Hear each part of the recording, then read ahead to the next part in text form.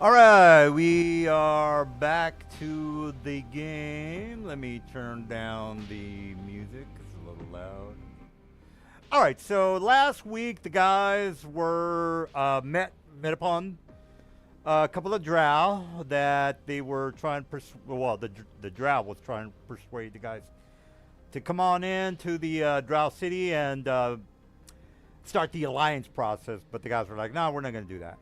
So they decided to look for the storm giant's son, which is basically going to be going to the north of this river. So the guys could either go into the Drow City, which is to the west, or they can go through the river, which they don't really have to swim. I mean, they can fly anyway, so it doesn't really matter if they swim or not because these guys are flying. So that doesn't really come into play. All right, so the storm giant guy, there's a 50-50 chance that when they do or they make it to the specific spot where he was last seen, he could either be a roll on a one, meaning if I roll, I'm gonna roll. I don't know where he's at. I mean, he's either gonna be captured or not. I mean, he has to go through the city in order to go into and meet the Elder Brain Dragon. All right, so he's either, well, okay, I've already mentioned that. No, don't need to mention it again.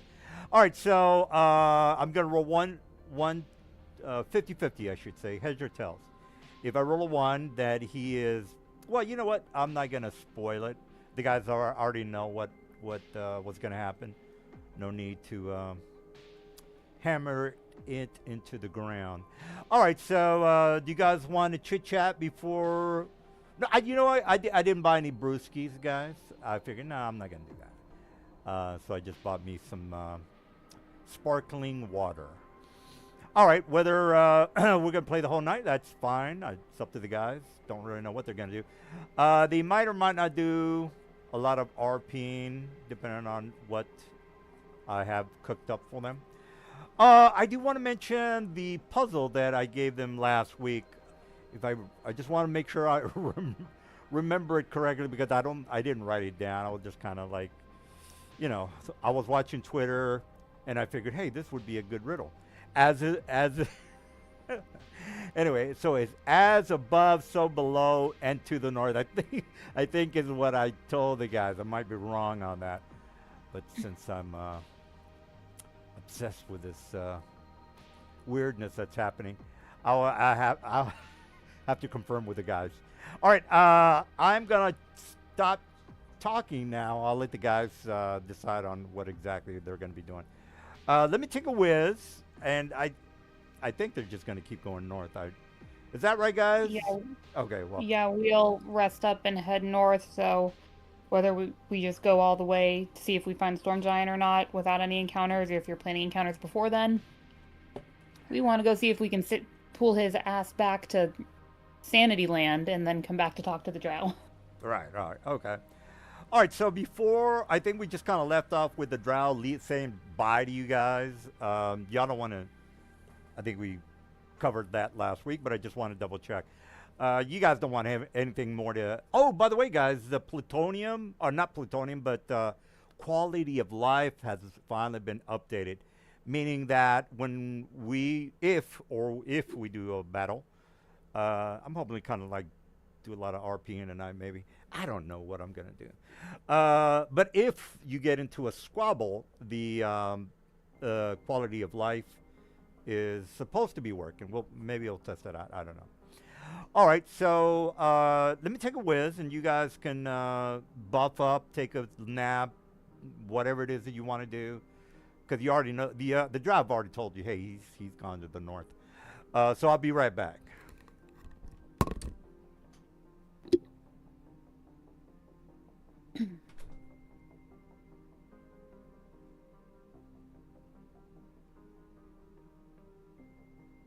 Okay, so Inspiring Leader is the 25 temp hit points, if anyone needs to add those. Got it.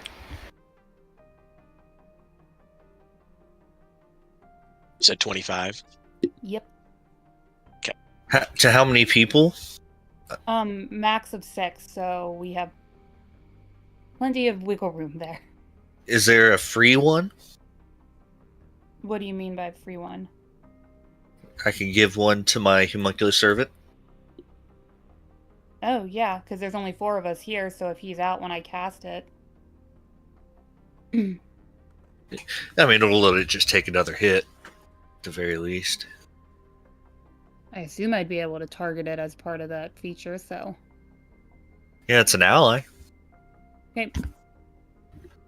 Dope. I do need to figure out how to do an actual sheet for them, because I'm not using the proper sheet. Proper sheet. What proper sheet? Well, there's 2 sheets you can use. If you open up your character sheet, there should be a button up at the top that says sheet on it. You can change the legacy to default. Not for him, for his little ally dude. He doesn't have a sheet for that being. Yeah. I do have a sheet, it's just not a proper one. It's set to be humanoid. And it's all manual. Oh, is it like a familiar, or what is that? Yeah, my homunculus servant. It's a infusion. It's basically somewhere between a animal companion and a familiar. Oh, okay. Well, let me just insert the guy. Homunculus.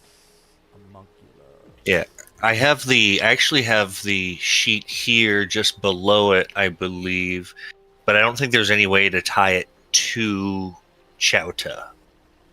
Let's see.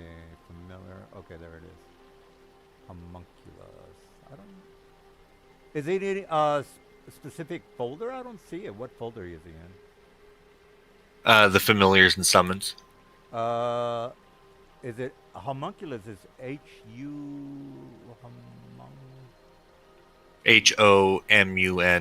HOMUNCULUS. Starts with an O and then all U's after that. Oh, okay, I see it. Isn't that like a CR0 monster? Yeah, I think he's a CR0. I'm looking through. Go ahead. I would actually argue because it gains hit die based on my proficiency. So I'd argue that its CR is no need to argue. What does the book say? What does the book say? Does anybody know? It's not a straight homunculus creature. It's this specific. In the book, it doesn't have a proficiency bonus, and normally, in 5e, if it doesn't have a CR,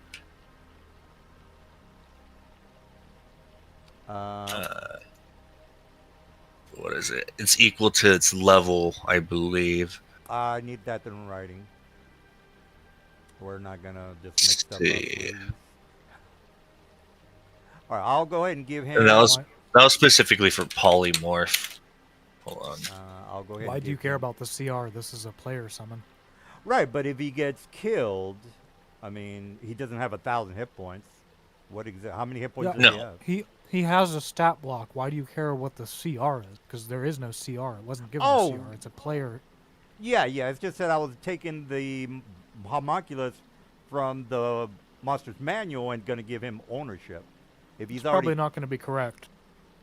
So well, you'll need to copy it and give him one that he can modify. There's an explicit stat block for this specific thing for the Artificer subclass. Yeah, and I already have it, the other one in here. I just need to update. I was just trying to figure out if there's a way for me to tie its proficiency to mine. Well, I don't see. Well, here's the thing. I don't see. I just added it to your familiar. Oh, I see it now. He's no, he's under. No, you grabbed the homunculus, not the homunculus servant. Big distinction. I see. Yeah, okay. I don't think there's going to be a way to tie it. without some Yeah, I think I'm back-end just macro going to. automation, which I don't think all of our modules are fully up yet. Okay, I just well, don't know why it's BAE showing as and- humanoid when it's not. You should be able to change the creature type. I it would says think. construct on my side. Let's see. Let me put him in the familiar. Oh, he's already in there. Little battle buddy. Oh, okay. Let's see. That is. Well, tell you what. Well, you can mess around with it. It's your guy. You do whatever you want to with him. All right, so let's go ahead and move forward here. So you've already said the drow decided to leave. You see a couple of the silverback lizard-mounted drow. They're just kind of scurrying away to the west. You are look at each other. You look to the north. You see the river that leads to the north. You guys get on your. I would assume you rest before you go to the next section. Am I correct on that? Yeah, and we took care of that while you were gone. So. Okay, all right. Well, let me go ahead and put you in the next area. Okay. All right, so you finally make it to the next area, and it looks like some sort of a dam area. Sort of like what's a good dam? Do you guys can you get a reference for a good dam? That the dam for Nevada, the one that holds the water that goes to California. I think you guys know what I'm talking about. Well, it's a dam regardless. So you guys make it to The Hoover Dam? Hoover Dam. There you go. Hoover Dam. All right, so you guys make it to the Hoover Dam. Well, it looks like some sort of a very large dam is what I should say. So the tunnel starts to get wider and wider, and you can hear the rushing waterfall that is coming to the north. You see a large, the large dam with a very large, well, the part where the street level is. You see a very large part of that goes maybe about 500 feet across. So from end to end, so the tunnel, the natural cavern, from end to end where this dam resides, it's about 500 feet across. Since you guys are you are in flying carpets. The other side of the dam probably drops more than, well, since you can't really see that far, I know you guys can see 180 is the furthest you can see. The water kind of keeps going down further than 180 feet. You could probably estimate that it's, well, you would estimate that it's maybe about 500 feet drop. So you're at the entrance or the opening to where the dam holds the water back, and then on the other side of this dam it drops maybe about, again, you estimate because of the noise of the water hitting the bottom of the lake or whatever's down there. Across the dam you see a bunch of giants patrolling all sides of this particular dam. Now you're not, well, you know what, let me put you on the map, that way you guys can start scheming, and again, you don't really have to do anything other than fly over the area. So let me put you guys in the map. I don't think I don't think I'll have it. I'll make one up real fast. But you know what, I'll ask you guys whether you want to investigate this. So whether you want to, I'll have a map ready, but since I know you guys probably are like, well, this is a side mission, we're not going to do it. What do you guys want to do? Again, you're looking at the very large dam. Okay, I'm rambling, and what do you guys want to do? We're on a time-sensitive mission to catch up to the Storm Giant King, so if we can bypass this, I say we keep going. All right. So I mean, that's just me. Does everyone else agree with that? Sounds good to me. Okay. All right, so Continuing. All right, so Ixnay on the dam, eh? All right, so you finally go down further than about, actually the waterfall falls maybe about 1,000 feet. So it is a large, very large dam. And again, the ogres that are patrolling the area, you guys are not messing with them. You already know ogres can't fly. All right, so you finally make it down to the bottom. It opens into a very large lake. The lake opens into some sort of a shipping dock area, because to the right, to the east and the west and the east, there seems to be rivers that go into that direction. So to the north, you see almost like a pirate den. I guess you can call it a pirate den. And then to the west and the east, the rivers go into a different junctions, different tunnels. So I'm not. Well, I'll have you guys talk about it, and then I'll put the pirate area if you guys want to go ahead and investigate that.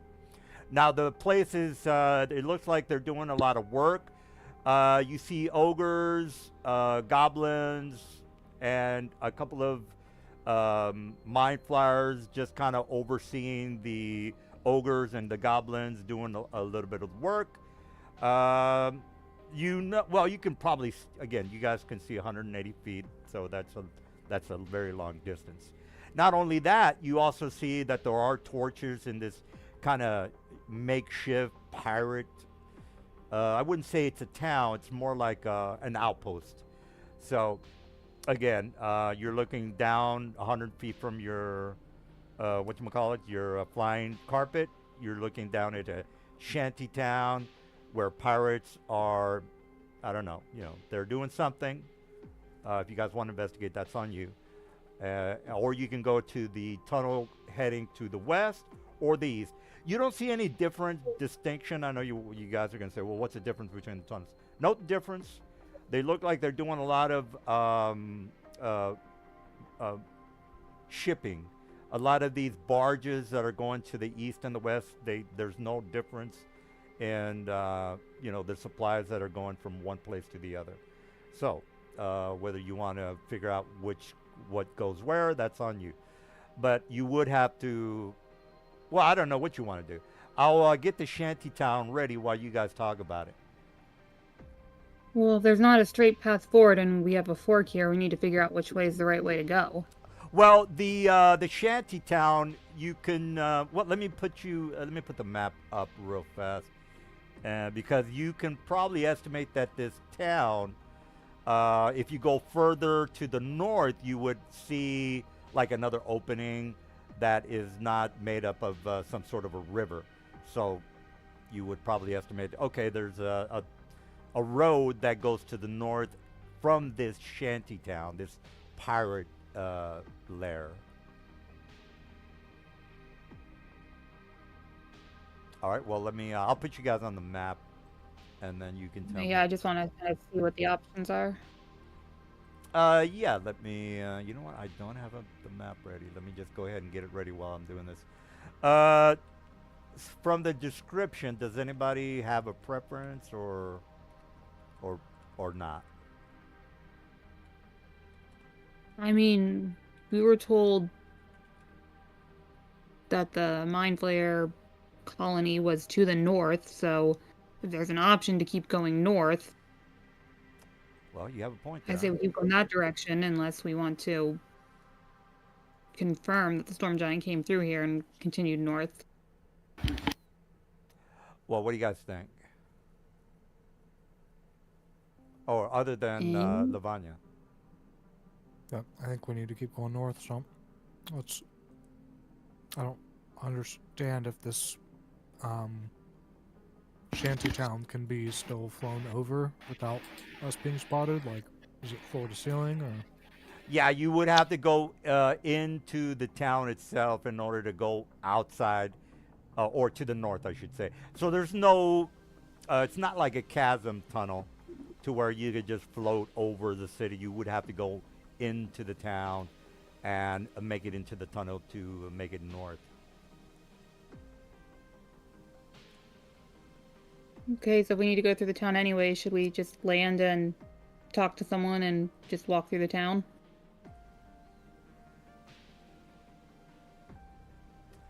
Well, you know what? I'll put you guys in this makeshift map for you to get the idea. All right. So again, this is not the best map, guys, but you get the idea. I just didn't. You know me. I just kind of make this shit up as I go. But this is a good kind of idea of what the map looks like, or the town looks like, I should say. So uh, just pretend that anything below you guys is the river. Actually, let me turn on all the lights because it doesn't matter if you guys can see everything. It's a shanty town. All right, this is kind of what again, the below where you guys are at it's basically the lake that that you are looking down into the town. Of course, there's more maps to the shanty town, but this is going to require some. I know you guys hate this. No, you don't hate this, but it's gonna require some talking to people, is what I'm trying to say. All right. Well, okay. Again, I'll set up another area of this shanty town. So make sure that you guys understand. There's about 3 maps of shanty town that you're gonna have to traverse in order to get the hell out of here. So, or you can say, well, we're not going to Shantytown, Mr. DM. We're taking the river to the west, or we're taking the river to the east, or you can investigate Shantytown 3 maps. The 3 maps of the Shantytown is what I'm trying to ramble on about. We don't know if going west or east will help us. Again, we have a very specific direction we're going, so if the way north is through the shantytown, that's what we need to do. All right, well, Shantytown people, who's going to be the Shantytown talker? The Shantytown smooth talker. Or Ain't maybe that not. usually me? I mean, we have a bard in the party for a reason. Okay, so DM, this map looks suspiciously like potential Aboleth lair entrance number 1 from last campaign. Yeah, you know what? I have a lot of these pirate maps, and I haven't used any of them in a long time. So I figured, okay, I might as well use them. And the dam area was another kind of, oh yeah, whatever. All right, well, again, you guys are hovering over the shanty town. What's the deal? we need to. If we can't fly over it, we'll land and enter the shantytown or talk to whoever stops us. All right, so let me go ahead and put in a couple of mine flyers on the map. And You didn't say there were mind flayers here. yeah, okay, well, let me make sure we're on. Nobody has landed. You're still looking down at Shantytown. I did say goblins and orcs doing the manual labor. The mind flayers are barking out the orders. They're the KGB of the town. I mean, they're obviously everybody can see them. They're not trying to hide. They're the KGB. I just missed that you said that. Uh-huh.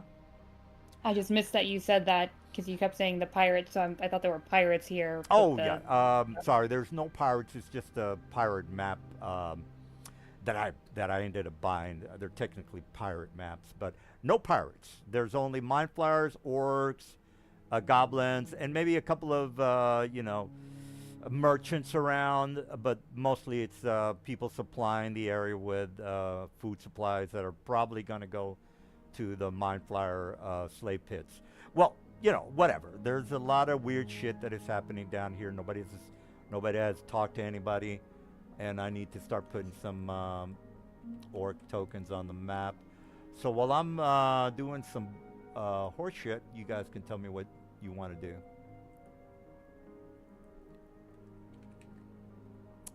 Okay, so knowing it's mind flayers controlling this town, do we still want to talk our way through it? I don't know if that'll be an option. Right, 'cause part of me,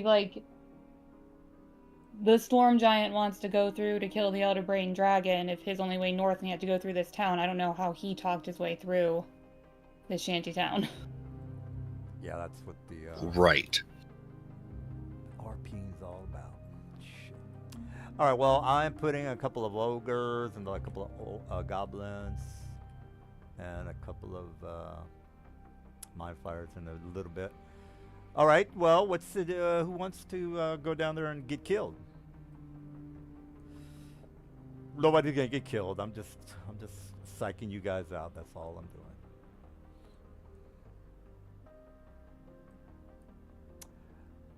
Okay. What's the plan?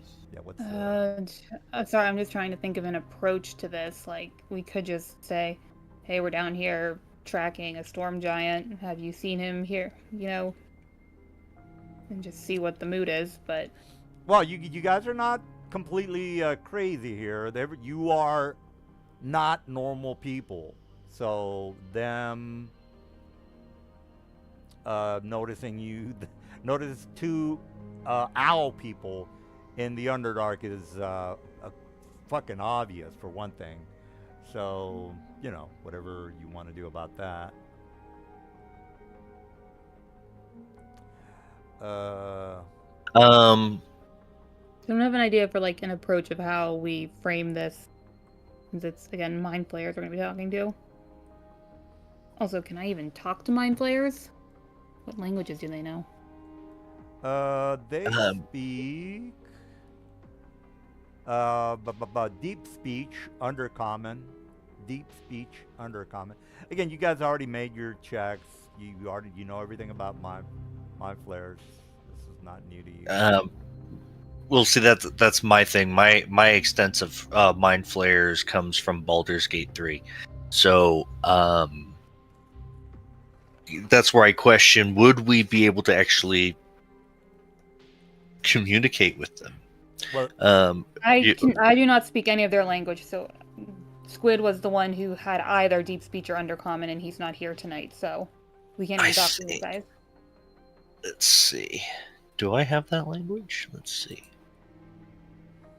I think I might have undercommon, but no, I think I have giant and yep, I've got giant and common.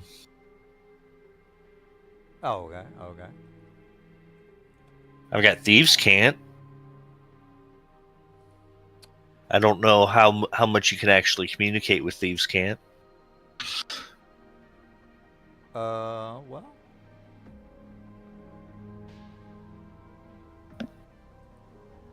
Okay, well, anybody want to come up with some ideas or a plan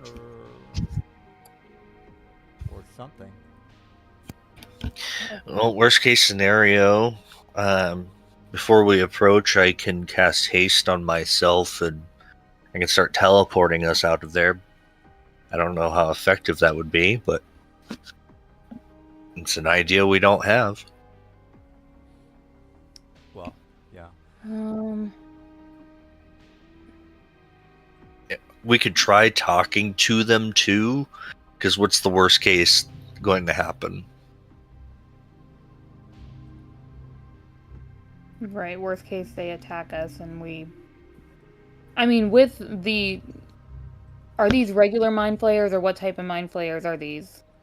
Yeah, they don't look like normal mind flayers. They look larger. Delicious. Or they're larger. Well, they bumped into a couple of them that were larger than... Well, you guys bumped into some that were kicking your ass. We're doing a very... well, let me just get the information. You see a couple of warlocks, a couple of sorcerers, a couple of normal... all the mind flayers that you're aware of that are in the Monsters Manuals book, they're all here. Again, this is a pirate area. And let me actually put you guys on the map that I really kind of wanted to show you. This is a better map, by the way. Oh no, this is not the better map. Hold on. Sorry about that. Come on. Now I gotta wait for this. Oh, there it is. It is working. Okay. All right. So this is a better description of what I'm talking about, guys. You might have seen this map before. That is correct. But this is the... Put us on the map because I don't see anything yet. Should be coming up. Or Just see a big no, black square. yeah. Let me put you guys on the map. It's give me 1 second. Okay, here we go. All right, are you guys? Can you see the map now? Nope. I see a big black square. Okay, let me do this.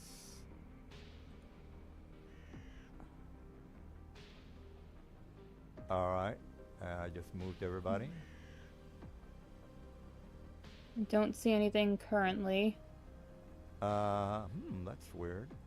There it goes. I It just came on for me. Okay. Oh, okay, okay. I do not own. Okay, I I just think switched, something's coming.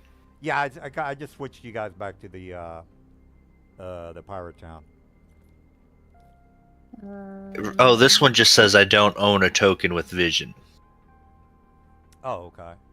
Okay, now I'm. There's actually nothing on this map at all. Yeah, Yeah, I It's just a gray square. That's all I see too. A gray screen with the grid on it. Oh, okay. Oops. Well, let me put you on the right map then. Okay. All right. How's this? Is that better? No, that's Yeah, not. that one I can see. Okay. Okay. Yeah, this one we can see. All right. Well, forget about me screwing around with the maps. What do you guys want to do?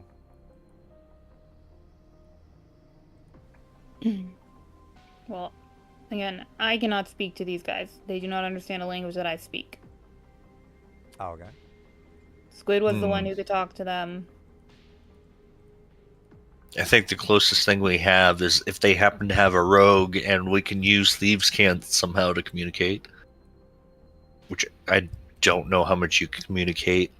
I could probably say looking for someone heading this way, and then they could go thumbs up or fuck you. I think that's about it. Well, I mean, you guys can, think of something. I mean, I'm not gonna. I wouldn't simplify the whole thing by just saying, well, we can't do shit around here. I think you can. But if you can't, that's totally fine. I just kind of figured, well, you guys might be. Can you guys see the map now? The area. We could go stealth mission, even though I'm terrible at it. Oh, if we could take a short rest, I could get rid of my disadvantage on stealth. We could pull back in short rest. I'll just be terrible in combat afterward. No, I'll be able to use my cantrips, but I mean, in theory, if the storm giant went through this town, the storm giant only knows common and giant. So someone here must speak common that we should be able to talk to. that's a fair point. Or he's a captive, and then Or that. we solved our own problem. Yeah, whatever you guys want to do. This is going to require some. It's going to require some diplomacy. I mean, no need for us to fight every goddamn week. We can we can RP sometimes. Well, I have a question for you. What would be the morality on eating a mind flayer? Well, mind flayers are evil, so you can fuck them in the ass. I don't care. Well, you know what? That was inappropriate. But you get that. Yeah, go ahead. I mean, would you put them on as like closer to humanoid or calamari? Is what I'm getting. They're humanoid. I mean, that's aberrations, I should say. But they're technically aberrations, but they're humanoid size.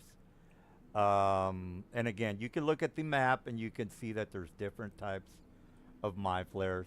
You can see them sulking in the corners, acting as spies. It's obvious, guys. It's not like they're trying to hide it. They, when you go to when you go to these weird areas, KGB might be lurking around, and you guys have a perception high enough to where you're not retarded about what's happening around you. So, all right. Well, again, you guys are still far enough away to scout out the area. You got somebody here that can see 120. Well, not only can you see 120, there's torches in the map, so you can see from far away. Now, as far as how hectic it is, it's pretty hectic. Just imagine the apocalypse now scene, where they first drive into the that place where crazy shit is happening, and fireworks are going crazy. That's kind of like the atmosphere that I'm trying to convey here. So shit is going a little manic in the town is what I'm trying to say. So Okay. what's the All the goblins and ogres like being forced to work, or do there appear to be any that are somewhat like leaders of those groups that are kind of like overseeing and working with the mind flayers? No, the goblins are like the Viet Cong of the scenario here. They're not really in charge. They're just dumb, mindless slaves to the mind flyers.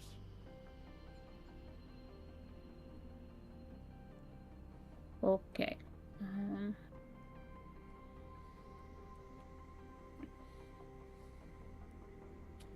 All right. Well, I mean, you can if you want. You could always just, you know, decide to take the other rivers. Hold on, I have an idea. All right, so I'm putting a lot more.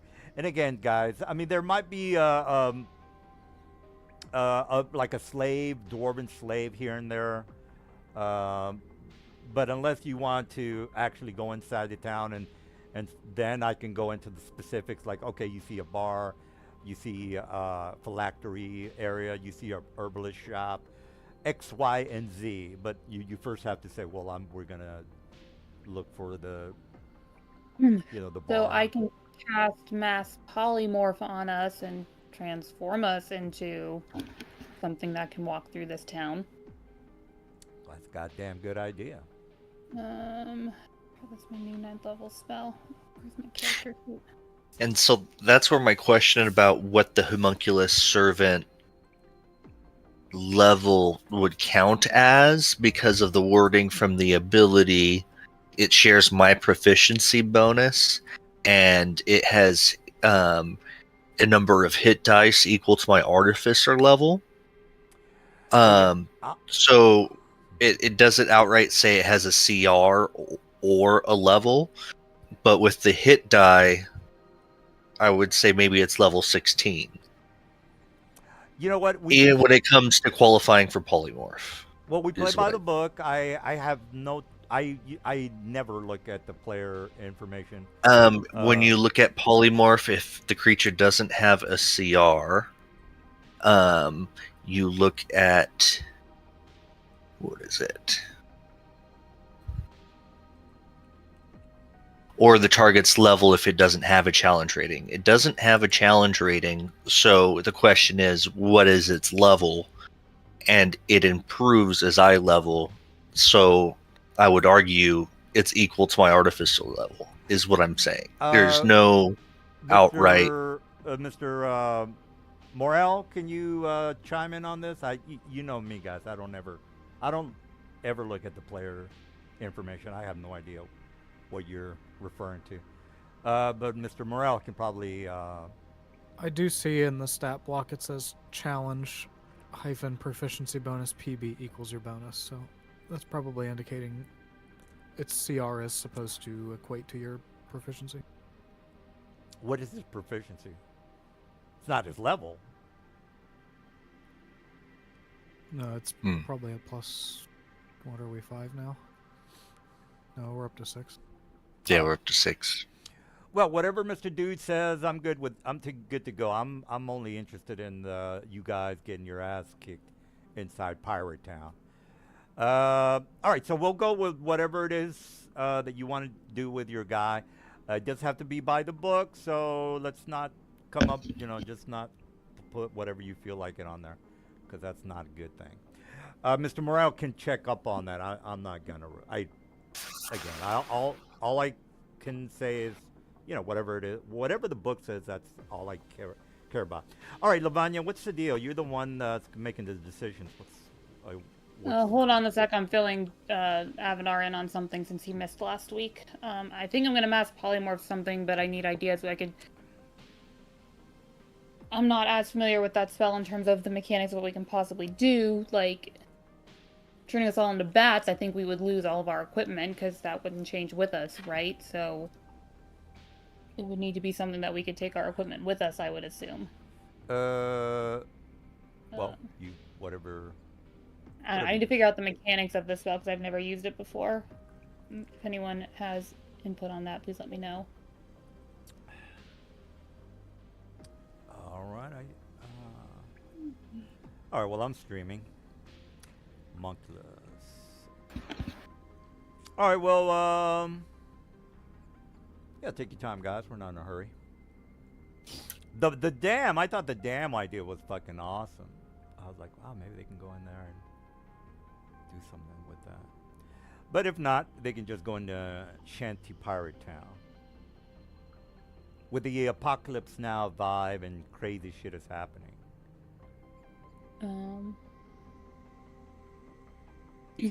Okay, sorry, let me look up real quick. Do we have, okay, we got Wolf, Abenar, Shouter. What do you have any ideas? Or was that you talking already? Or That was him talking. Oh, okay. Well, Abenar, what do you think? You missed last week. Yeah, I just sent him a Oh, okay. chat on something that happened, Yeah. so he's catching up on that.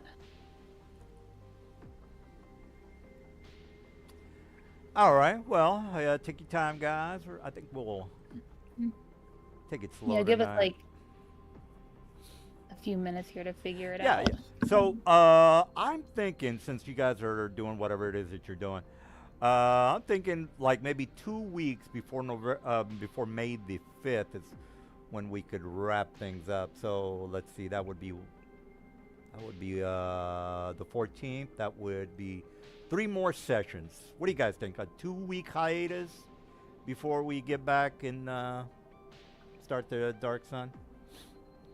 I mean, it could be 1 week. It doesn't matter to me. I'm just gonna go to the bar and annoy you guys on Discord. That's all I'm gonna do. But if you guys are, So no change in that. well, I mean, I need to be filled by the Holy Spirit in order for me to be as annoying as I can be. I don't think you mean filled by the Holy Spirit. I think you mean filled by the whole bottle of Spirit. All right. Yeah.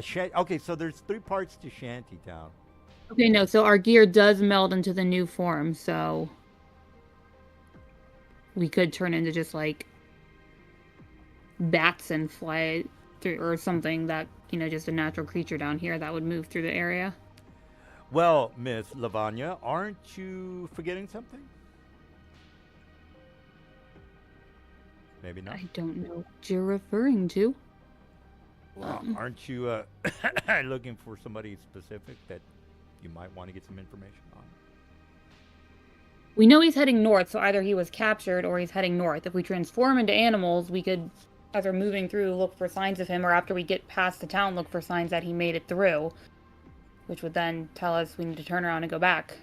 Oh, while you guys are talking, I was looking up the scry spell, guys. Technically, if you don't make the save, you don't know what's happening. If you make the save, you still don't know what's happening.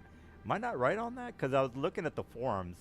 As a matter of fact, let me give you the forum. So I'm like, well, either way, the guys don't really know what the hell's going on. I'll just put this on the on Discord because I was looking through that. But other than that, what do you? Are we good on the polymorph, or is that what you guys want to do? What about the? Well, I would assume that the bag of holding and all that turns into whatever it is that you want to turn into. Yeah, it says the target's gear melds into the new form, so all of our gear gets absorbed into the new forms. So. All right. Well, just tell me that you're turning into a bat, and we'll just bypass this whole map if you want. It's up to you. There's going to be 3 other areas that I can just skip through because, again, if you're a bat and you don't give a shit, just say, well, Mr. DM, we're not interested in your side missions, or whatever you feel like doing.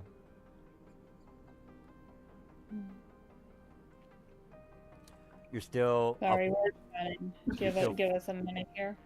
yeah, you're still far enough away to not be perceived by the Mind Flyer encampment or shantytown. But do you guys think like bats or something of that sort is best, or do we want to look for any signs of the storm giant as we pass through? Would there be a different creature that would be better for that? I will say that there's a couple of prisoners here, and no, it's not the storm giant, but there are some humans that are being treated very badly in these hanging cages. You know, if you care about that. All right. Well, let me take a whiz. so, Go ahead. Yes. What's the party say? Do we want to mass polymorph and get away from this, or do we want to see if anyone speaks common and talk to them? My compatriots in my party, what do you want to do? I'm just not a fan of having some mind flayers kind of laying about. But the problem is, if you start taking out pockets of mind flayers, wouldn't that alert things down the road for us? And who knows if we get in an engagement, how many more people are going to come pouring out from Shantytown? Mm-hmm. Like, Right. I am not confident that trying to walk in and communicate will end well for us, because we are not friendly to mind flayers or goblins or orcs or anything else. Is the person that cast divination last time still here? Or are they not here this week? Not here. Okay. So how about we mass polymorph, get past this, and once we're on the other side, we use divination to see if we're still going the right way. We could do that. Thing Yeah. is, 'Cause mass polymorph is a one-time thing for me until we long rest again. So, Right. Because my fear is we bypass, we leave the city, and the person we're looking for was in this city.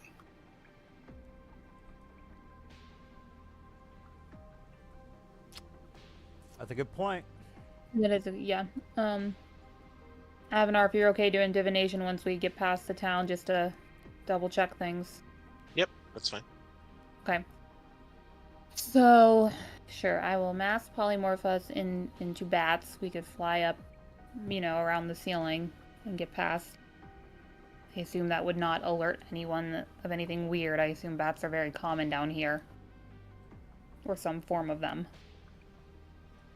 Oh, okay. Bats. All right. Well, Howda, you're not allowed to eat anyone in our party while they're a bat. Okay, let me cast the spell.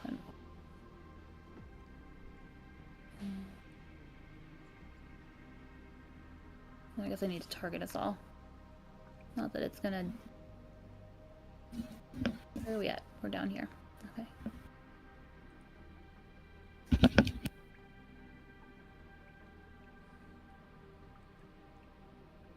Okay.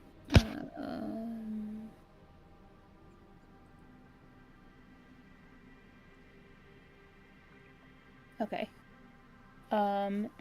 So we're turning into bats. We're gonna go fly on past. all right. So you guys are flying past the Mind Flyers and the. You notice that there's a lot of once you get past the first, or where the map that you're in right now, you go to the second map. You start to notice that there are more merchants haggling over with the orcs, goblins as well.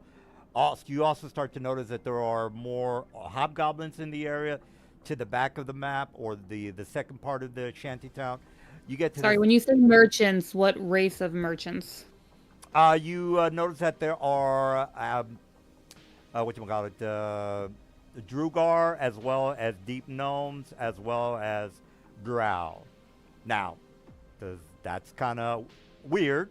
That because again, there's a war happening between the Drow and the Mind Flayers. So, does anybody speak deep speech?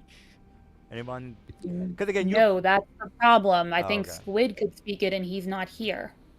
All right. So nobody can comprehend. I think. I have Helm of Comprehend languages, so I can understand everything. I just cannot speak back. Oh, okay. Well, you start to. Well, you definitely can at least understand that they're haggling over the merchandise that is being stolen by the Drow. So there are corrupt Drow that are stealing weapons and items from the city. So they are traders. Okay, so number one, these people are traders. They're out to make a buck, and they don't give a shit about the Drow. I mean, there are some Drow that are traders. You also know that about the Drugar as well as the Deep Gnomes. There's more Deep Gnomes than there are. There's not like a ton of Drow that are doing this as well as Drugar. But you do notice that the Deep Gnomes are over what's the word I'm looking for? Overrepresented is what I'm trying to say here. All right, so you know that the Deep Gnome, the Drugar, are all talking about sabotaging the cities inside the Drow, the Deep Gnome, and the Drugar areas. Not only that, they're stealing, funneling weapons that are heavily needed by these traders. So what does that tell you? Well, that tells you that not only are certain people sabotaging the what is happening with the three army races, because again, the Drow, the Drugar, and the Deep Gnomes are the ones that need to be in agreement over their assault on the Mind Flyer city. But these people are making it worse for them, so that's not good. So they're If I hear anything that indicates like talks of specific plans for like a next raid or theft or large, initiative against any of the cities, I want to pause and like land like on a ceiling somewhere to just see if I can hear any more specific details as like if this is happening in 3 days or tomorrow or tonight. Like if there's any specific things Yeah. I can learn, I want to listen for details if I hear anything that would make me pause. So I'll give you the three scenarios that are happening. I'll start with the Drow. The Drow are basically sabotaging the matron mother. Again, there's a lot of, there's several families or several clans, I guess you could say. Well, you guys know about the Drow. Each family is either family number one, family number two, family number one has low loss favor, and this one guy is talking about how he has a spy within the matron mother, the one that invited you to the city, and you guys said no. The matron's mother's lair, and so they're getting all the information on what they're doing, and that's not So good. that the one we spoke to is the spy, like we hear her name mentioned? No. There is someone in that family, the family that you guys Okay. spoke with. So remember, you didn't speak with the matron mother. You just spoke with her daughter, the priestess of Lot. So he's saying that there's somebody in that family that is a traitor, and they're getting all the information from that family in order for them to have the upper hand when it comes to destroying the Drow city. So there's a traitor in that family. He knows who they are. It would help out immensely if you guys were to figure out who this person is, tell the matron mother. And we don't hear their name mentioned at all because this is only the saboteurs here. You'd think they would, people would know the spy and just refer to them by name when they're in their group. Yeah, you can go after this one individual, interrogate them, beat the shit out of them. That's side mission number one. Side mission number two is the Deep Gnomes. They have an agreement with the Mind Flayers, so they have a direct agreement with Mind Flayers as to what they're going to be doing when they take over the surface world. So these Deep Gnome merchants have no allegiance to anyone, and they're only trying to make a buck, and they're going to eventually take over the surface realm as far as being the main merchants. So they just want to be the main guys that do business with the surface world, because you guys already know the Drow are not too. They're not going to go out in the sun. They don't like the sun. Fuck that. So they're going to be going out there and making, their way to the surface world. And then the Drugar, you guys already know that the Drugar are a little bit, if you look up what the Drugar are all about, they're a little bit crazy, schizophrenic, things like that. They're basically trying to get all the Drugar to not participate with the alliance. So this Drugar is basically telling the merchants, and again, they're all drunk. They're talking about how they're going to fuck over all the other races. I mean, how they're going to betray their own race is what I should say.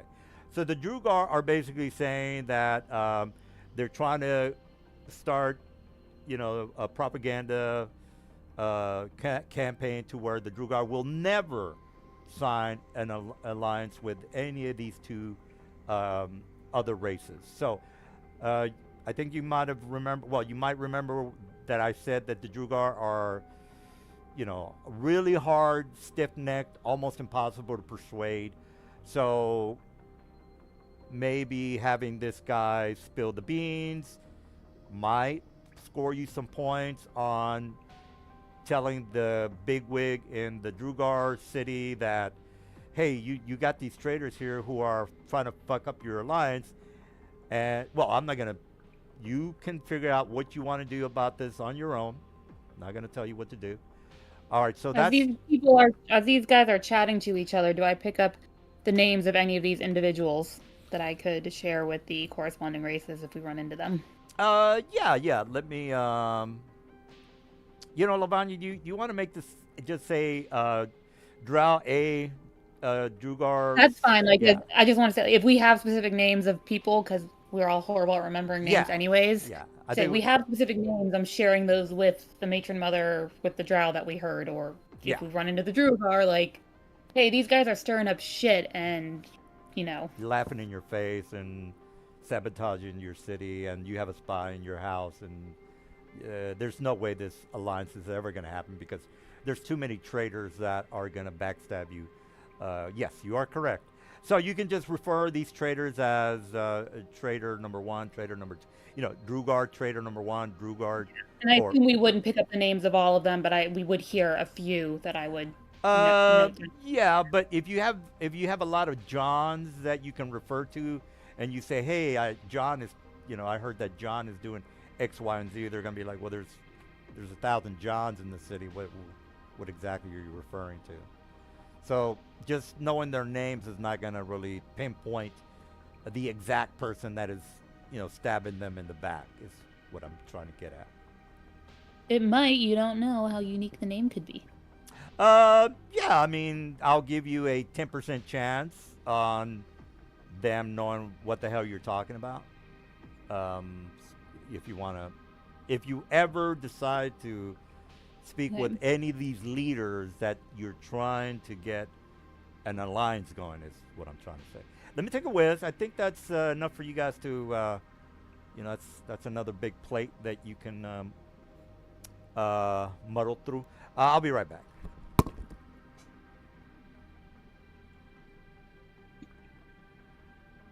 Okay, so when he gets back, we'll just continue after the town and let Avanar do his divination. Mm-hmm. Yep. Just in case he's captive under one of the buildings or something. Sorry for the sidetrack. I was hoping we would get more details about like. No, we wanted to get. It's like, okay. I mean, we are going to have plenty of time with the polymorph, so it's a perfect opportunity to do some scouting. Right. So get as much bang for the buck out of the spell as you can.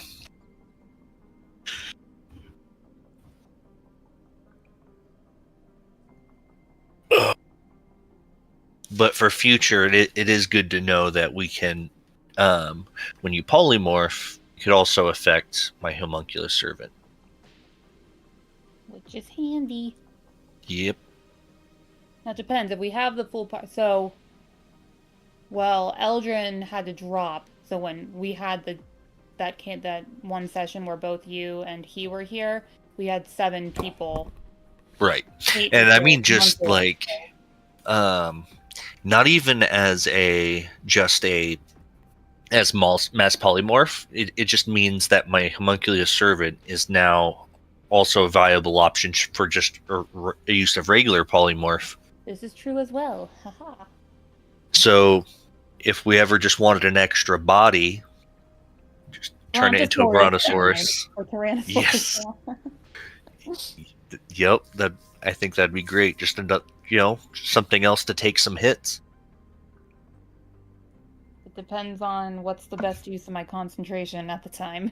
Yeah, and a good point about my homunculus servant. I don't care if it dies because it'll just be back tomorrow as long as I have the gem. So as long as one person, so right now we have 6 people in the party. If one person is missing, then your homunculus can get the inspiring leader. But if we have all 6, then he cannot take the inspiring leader. Right.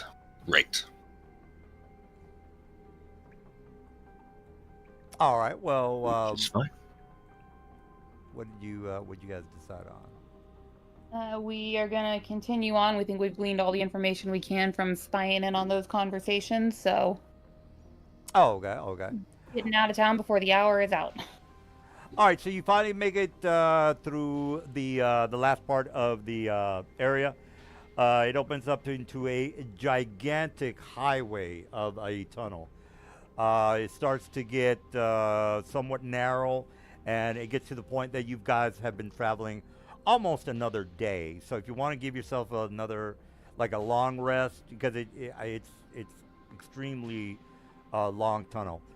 Once you get to the tunnel, you get to this one centered area. Well, hold on a sec. Once we get Yeah. just enough past the town that we feel safe, we wanted to stop and have Avanar do something before we continued further. All right, so you're in the tunnel before you get to the next big area. You can do whatever you want. Avanar? Mass divination to see if we are still continued on the correct course to find the storm giant. All right, so you definitely know that the compass is telling you to go north. Keep going north. Okay, cool. So he somehow made it through that town on his own, and we'll continue on. All right, so it starts to get pretty sparse on the way to the next area. As a matter of fact, it almost gets to the point where there's no one on the road, and then you make it to this one tunnel, which is, let me put you guys. And you said it's about another day before we get to this area, so we can rest again. That's correct. Yeah. Okay. So if you want to give yourself like 8-hour rest, go for it.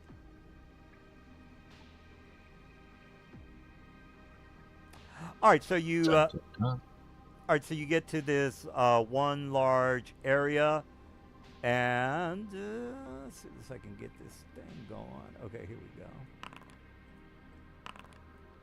If anyone does long rest, remember to reapply the inspiring leader to your character. Is our healer here today? That would be me. Oh, awesome. Okay. I was going to say, if you're ever not here, I can, instead of Vortex Warp, I can just do Cure Wounds. It's not going to be any good, but it'll let us play Whack-A-Mole. Yeah, I'm the multi-purpose bard, so I'm trying to cover like some cleric stuff and all this. This was before I knew that Squid was going to dip into cleric, but it's okay. Right. It's good to double down a little bit. Yeah. Okay, go ahead, DM. All right, so you get to this large opening.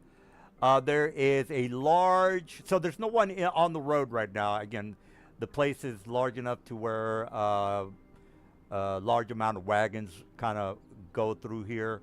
And as you start to get closer, you get to this one large entrance. And let me go ahead and put you guys on the map. I don't want to put you on something I've already put you on. Give me a second. Dig site.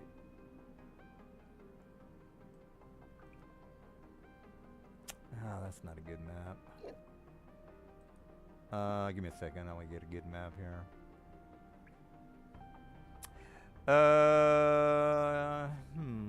Yeah, that's not a good map. Hold on. Map. And just for the record, while we're down here, because there is water. When we got up from rest, I cast water breathing on everyone as a ritual. Oh, okay. We did have a session in Underwater World months ago, so I think some of us still have like cloaks of manta ray and stuff we can pull out, but if we don't have them on, last minute water breathing is good. Right? Yeah. And I can cast water walking too as a ritual, but it doesn't last as long. So I'm not going to go ahead and cast it now unless we feel we're going to need it. Okay.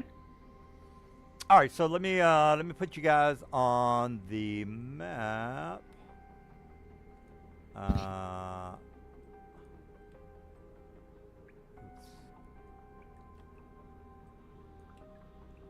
All right, let me put you guys on the map. All right, in the center of this area, which I have not prepared, but you get the idea. In the center of the area, you, as soon as this thing comes up, what the hell? That's not the map I wanted. Hold on, guys. Okay, yeah, there you go. Let me put you on the map, and I'll put the statue in the center. All right, so in the center of the map, there is a large statue of a mind flayer. So this mind flayer has his hands down. So he's got both arms down by the side of his body. You can tell that this is some sort of a mechanical looking statue that, again, you don't need to make a perception check. You already have like a 22 over here. So, or pretty much every, well, there's two people with 22. All right, so you notice that this mind flayer stands around maybe 80 feet tall, and there are three tunnels, north, east, west, and south, where you guys are coming from, right? Pretty much there. Let me turn on the lights. I don't think there's torches in the area, people, so there's really no need for no lights. All right, so let me just draw this real fast while you guys are contemplating the scene. All right, so tunnel number 1, tunnel number 2, and then tunnel number 3. And then here is the large mind flare tunnel. And I'm just gonna like put a stick figure to represent the how this statue looks like. So it's got a robe. It's got both arms to the sides down, and you can definitely tell that there is these arms are movable. And down at the bottom is a way to move this statue whichever way you want. So you would have, and there is what looks to be like these large logs that move this large statue in whatever direction you want it to point. So hopefully I'm not confusing you guys. Large statue stands at about 80 feet tall. The statue stands on some kind of circular platform that looks like you can move to whatever direction you want facing. There are very large doors that are closed right now. They're iron, they're iron porticles, so they would just go up and down. Not only Those that, doors, there are doors covering the other three. yeah, they're all closed at the moment. That is correct. Okay. What's the terrain like in here? Like, I understand it's rocky ground, but is there like a lot of like loose pebbles and stuff where we could look for tracks of the storm giant, or if this is a well-traversed area, like, Well-traversed. or is it completely flat salt? So, Yeah, okay. Yeah, I mean it's kind We of like see yeah. Go ahead. Storm Giant's very large. Can we see specific tracks of the Storm Giant? Well, this is a highway, Lavanya, so it's Okay, again. I'm just saying, like, it's a very big footprint, so I don't know if there might be, like, a stray one that we might find somewhere to indicate, like, where he was. Oh no no! Since this is a well-traveled area, you see large footprints, as well as wagon wheels. You already know that you've already spotted some ogres, so it'd be kind of difficult to tell the difference between ogres and storm giant, because they're yeah, I mean they're both kind of humanoid. Um, and again, the road kind of is well-traveled. You see um, a lot of usage on the ground right now. Again, it's a very badly drawn picture, but you get the idea. That's what I'm really kind of going for. So should we try to turn this statue and get one of the gates to open? Do we hear anything right now, like No, down any of the tunnels? it's kind of like 2 a.m. in the middle of the night. Everybody's asleep, and well, and I mean, underdark creatures don't technically. Well, everybody has to sleep, guys. So this is a time where you guys basically solve this puzzle, really. So, what do you guys think? I'll put a statue in there in a second.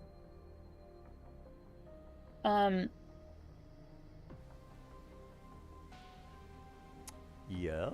What direction is the statue facing right now? Is it facing towards us, towards the south? It's facing towards you right now.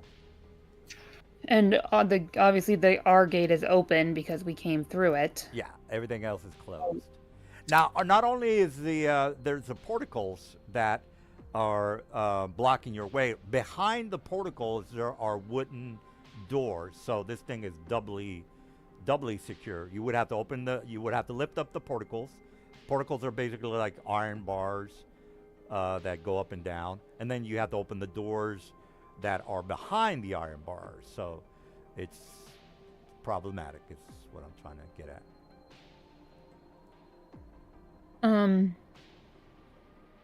The hallway we just came through, does it have the same doors and portcullis, just they're open? Yeah, they're open. The portcullis is above you. Again, the opening is about maybe 40 feet high. So it's a very large opening. The portcullis are above you, 40 feet high. They're open. The doors are wide open. So they kind of open. Can we investigate the doors and portcullis to see if we can determine if one has a mechanism separate from potentially what rotating this statue does, or anything we can discern to be like, oh, this might work this way, but the other might be the portcullis or the statue. That would be what skill would that be? Investigation, I would think. Investigation, yeah. All right, so this is investigation. Hey, you guys are almost 20th level, so give me a break here. So the investigation. You know what? I don't even think I need to give you investigation. You just need to kind of tell me, what do you think you should be doing? I mean, it's obvious what is in front of you. But obviously, but you said this thing is double protected, so I'm assuming rotating the statue might open one of the doors, but it might not open both of them. So I want to use the open ones now, look at both the portcullis and the doorway to see if I can discern, from what I can tell of the mechanics of how these are set up, does it look like they both may be tied to the portcullis, or can I clearly find something that's like, oh, actually, the wooden doors have this other mechanic that's separate? Yeah, that would be, go ahead and do an investigation of 24. Who has the best investigation? I'm not me. proficient. Okay, I'm a +3, so Avanar. I'm a +16. I will give the help action to you on the investigation, and then And I'll cast guidance. Yeah, go for it. Okay. And I can flash if I need to. Hopefully you won't need to. Avanar kills it. Oh, you made it? 33. All right. Well, Nope. Go ahead. Just barely. All right. Well, Barely. that's enough for the check is the important part. All right. So you do know that if you were to move the statue to whatever direction you wanted to, it would close off the initial doorway. So you could only have one doorway open at a time, is what I'm trying to get at.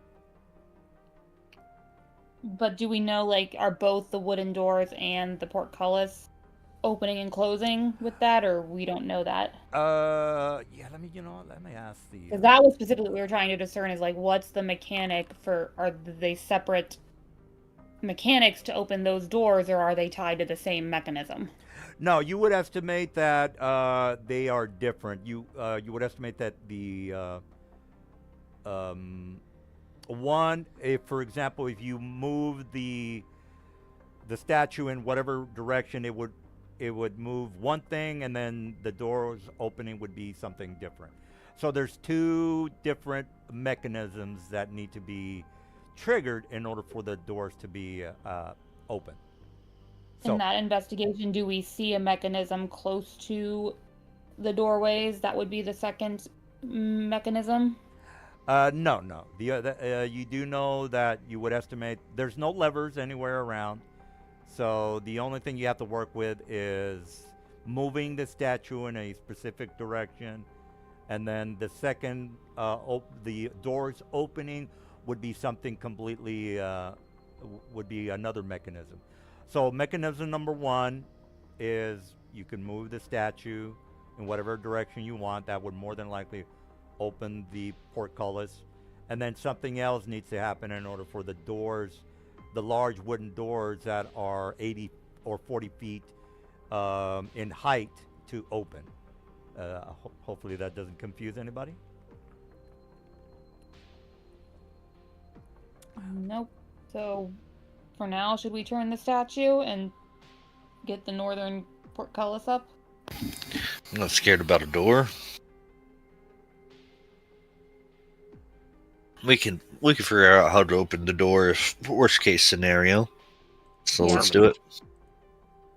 Okay. All right. So what are you guys technically doing?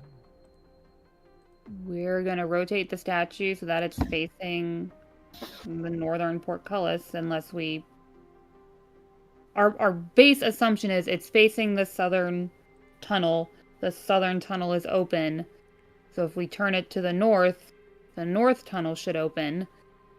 Again, as we're turning it, if we see something different happening, we'll readjust if something else different happens as we're rotating it to the north. Right. Oh yeah. All right. So you also estimate that you doing this is gonna cause a lot of noise. If you wanted to do something. So just a heads Anybody up have on the that. It's silence? obvious Oh. that this thing is gonna make a lot of noise. Silence was Squid, and Squid is not here. All right. I think while you guys are talking, I think I set up the map correctly. All right. Well, you got today's little puzzle adventure. What's the plan, y'all? Yeah, this is better. I was gonna. I didn't really have this plan. I knew I wanted to do some sort of a puzzle because I'm kind of tired of it. Always trying to kill you guys. Let me. I think we should stay grouped up when we move this instead of trying to. Oh, okay, never mind. Well, I mean, again, I just kind of I want to make the map look good. So, I mean, you guys still kind of have. It's the same exact thing that I was. Are there any naturally occurring sounds that we can hear right now? No, the place is empty. No, I mean like dripping water, cracking stone, anything like that. No dripping water. The ceiling of this area is 80 feet. But other than that, the place. I mean, you do hear some bats flying around, but other than that, nothing's really happening.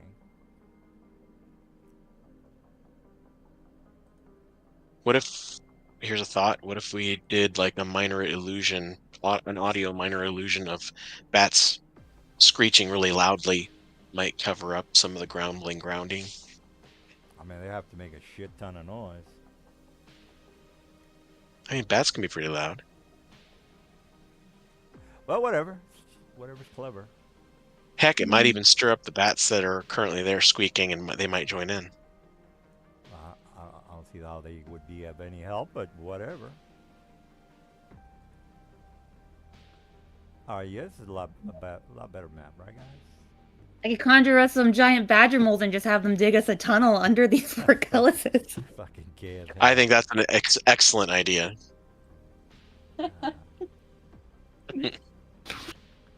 All right. Oh yeah. You know, maybe. I mean, we don't see anybody around. No, the place is empty. It's 2 in the morning. Okay. Everybody's Well, I mean, then gone what we home. could do is I could just transmute rock to mud on the outer part of the gate and melt it away. And then we could just go through. Yeah, just basically collapse them out of their walls. Mm-hmm. Okay, yeah, this is better. This is what I was going for. All right. Well, what's the deal? How tall did you say the gates were? They're about 40 feet high. Would that work, Avanar, with them being that tall? Which way do we want to go? Sorry. Say again. How tall are they? 40 feet. Oh yeah, it does a 40 by 40 area. Okay. I could also try to brute force a gate open.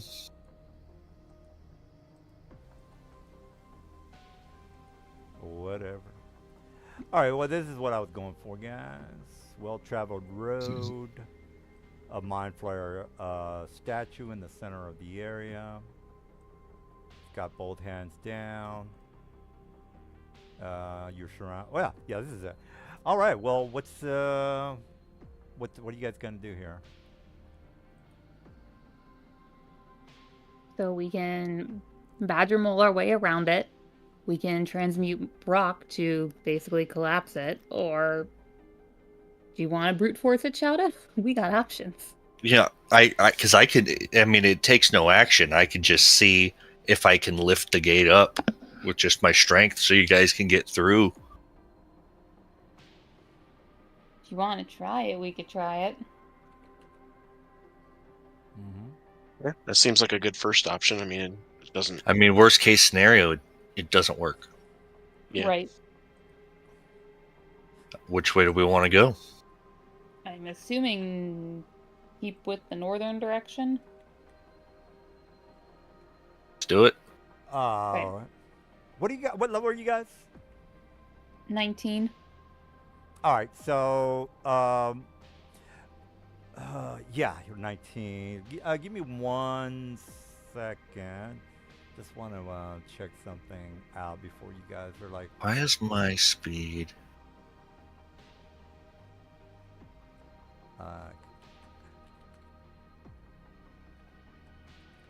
Oh, there we go.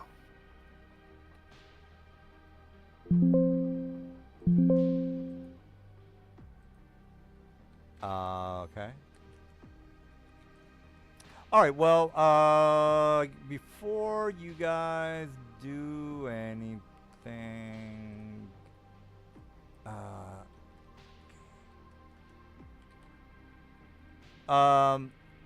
hold on. Let me just take a look at this guy real fast.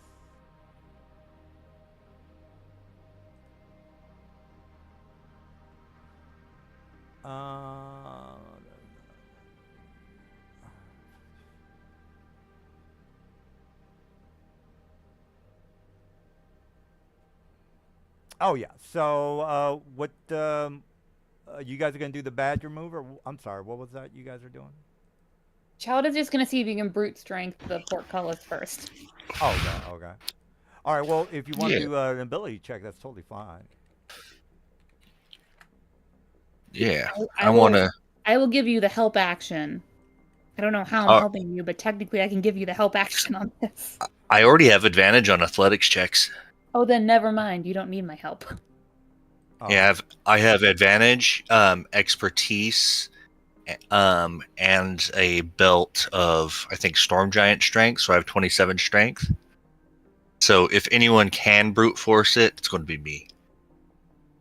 All right. Well, the DC for you to get past. Well, it's gonna be. Well, roll it first, and then I'll tell you if you. Well, I will no, bardic inspiration that, just because. Why not give you the extra little oomph if you need it? Right, and I will also cast. I'm just going to cast guidance on myself. All right. Well, gotta move. before you guys start moving, make a perception check. Everybody. I know you have a 22, but it's a little higher than 22. Hold on a sec. Let me get the bardic inspiration on him. So is this before he moves up to the gate? No, this is why you guys are investigating the area. This is before you guys start making any moves. Chowda, can you move your battle buddy off of you just so I can make sure I'm targeting you and not him with the inspiration? Yes. All right. Oh, Still broken shit. anyways. Here we go. Okay, yeah, I was targeting him for sure. Okay. Perception. Okay, that wasn't the perception. I need to move closer. Come on.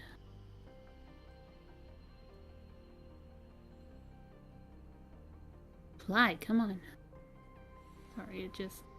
All right. Well, you start to notice. Well, you guys made your perception. You start to notice that. Remember, the ceiling is 80 feet. You start to notice that the ceiling stalagmites are starting to move, or you can see something kind of move up on the rooftop of the ceiling, I should say. It's ropers. Kill him. Let's see. I still want to.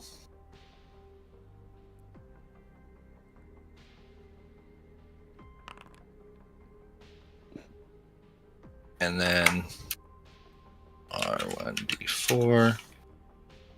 And then how do I use the inspiration? It's a D12 you can add. Your character should have inspiration on you, which I believe you have the icon. I think when you roll your check, you should get an op. It's been broken for Oh, that's like a right, that's month. right, that's right. Yeah, so just roll a Oh, D12 okay. if you want to add the D12. Okay. Okay, you made your perception, so you know that there's stuff up there. And you're gonna ask me, well, what the hell did I see? No, he's rolling for his strength check on the gate to try to brute force lift it.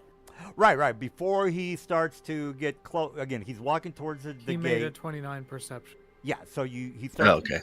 He starts moving towards the gate. You're creeping to the gate. You make your perception. You start to notice that the ceiling is moving. You kind of you rolled a fucking 29, so it's not like you don't see these things. All right, you point them out to your friends. You guys can't be surprised if I remember correctly, so there's no need for me to surprise anybody because again, you guys can't be surprised. All right, so now you get to the gate and you can. I'm gonna do something, or you can do something. It's up to you.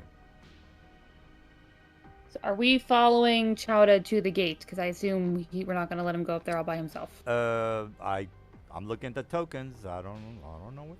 I'm asking the party, like Avanar, are we moving with Chowda to the gate? We should probably be near him. Yeah. So if we're staying together, we're staying together. All right. Well, let me roll initiative because you're getting. Well, Avanar, are you moving? Move.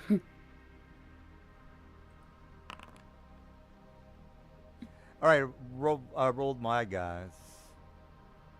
At what point, as we're moving, do they start like do we make it all the way to where we are? No. Basically, yeah. Well, basically, when Avanar just got to this point, like here, he's the one that. Well, whoever's making the skill check, when you get to about right there, that's when the perception check happens, and then I'm not gonna, bust your balls on wherever you are, but I will start the initiative. Again, I'm okay. I don't care where you guys are. Well, actually, I kind of should care what you guys are. Like, that's why I'm asking, because in theory, I assume they're not going to let us walk all the way across the cavern and then be like, oh, well, now we'll attack you. Yeah. If they're going to attack us, they would attack us as we're partway across. So, when does this start? How far are we actually? Right. Yeah, I think I remember. Yeah, go ahead. Because that was my thing. Because that was my whole thing. If they're dropping on us somewhere in the middle, then we would be kind of in an encounter. But otherwise, It's like, would I have had time to just open the gate, get us out, keep us moving? No. As soon as you start to get close to the gate, you notice whoever made the 29. You look up and you see these things moving, and then you can talk about the ability to check, which is not going to happen because these things are going to attack you guys. All right. Well, I'm not going to give you guys a hard time on where you are. We play on the honor system, so if you feel like, hey, I was there when he made his check, I don't give a shit. All right, so Morale, you are on the initiative. What's the plan? How tall is the ceiling? 80 feet. Also, do we know what these things are? Yeah. Well, actually, these are. Hold on. Let me get the GM screen. Monstrosity. That is an Arcana check of 22.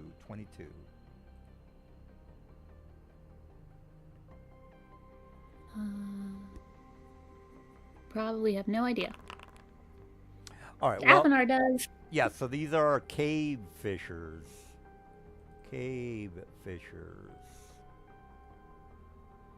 D&D Beyond or an expanded? Expanded book number 2. Thank you. All right, so Morel, again, I don't know where you were when all this happened, but again, whoever made the 29. With the wherever the rest of the party was. Yeah. All right, well, together. Which you're on the initiative, so I don't know what you want to do. Oops.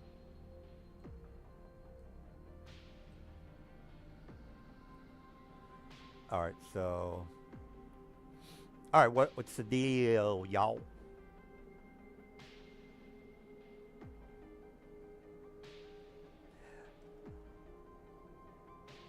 DM, there's 2 in the book. I am assuming these are the monstrous, since they're the higher CR. Yeah, correct. Okay, thank you.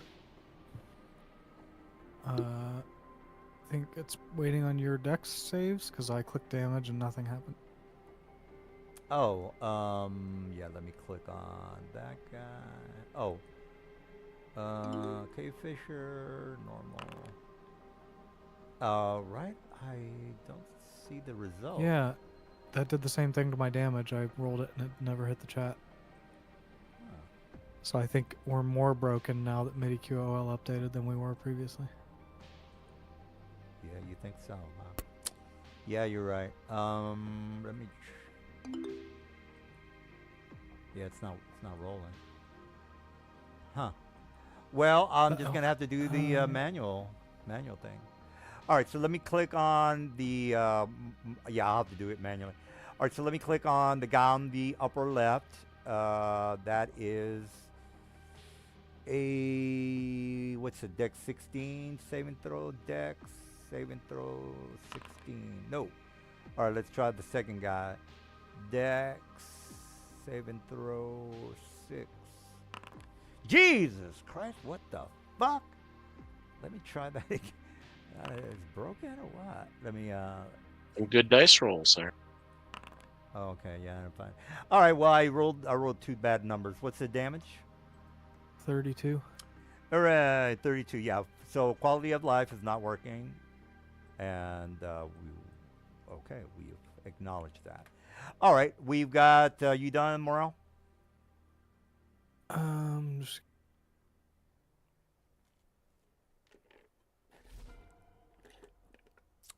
Lavanya, you see the dude do a fireball to the ceiling. They're 70 feet in the air, and they're waving them like they just don't care.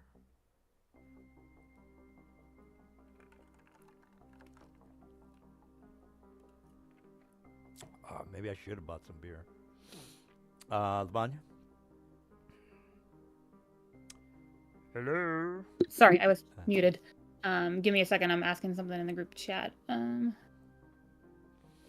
Jesus, guys, you could have gone to the dam, gotten some recon, gotten some good information. Could have gone to Shantytown, done the little. We are on a time limit. We need to catch that storm giant before he goes into the colony. All right. Well, we do have only 4 more sessions remaining. I guess that's right. 1, 2. Well, for now, I will attack one of the ones that got fireballed. Yeah, I'd say a 2-week vacation downtime would, or 1 week is fine. Okay. Actually, I'm going to target this guy. And hold on, he's 80 feet in the air, so I need to distance some stuff here. So I can move 30 feet. How does this work? Sorry.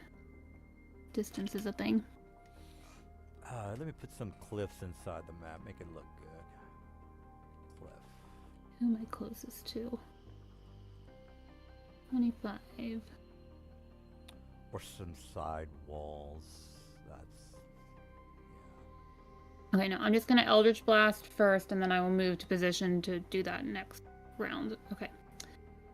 Target this guy.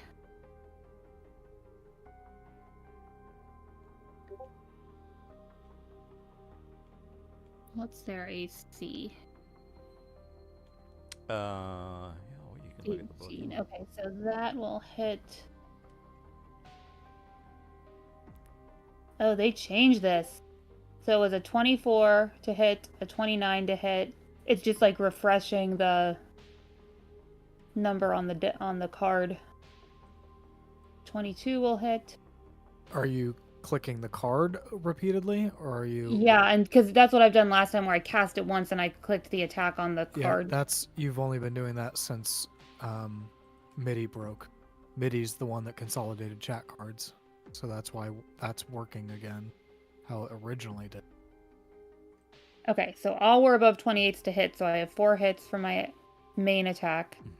With MIDI on, you just need to re-choose it from your spell list each time to make a new card. Okay, I'll do that then, so we have it. Aren't the maps purdy, guys? Purdy maps. Why did it not show the damage?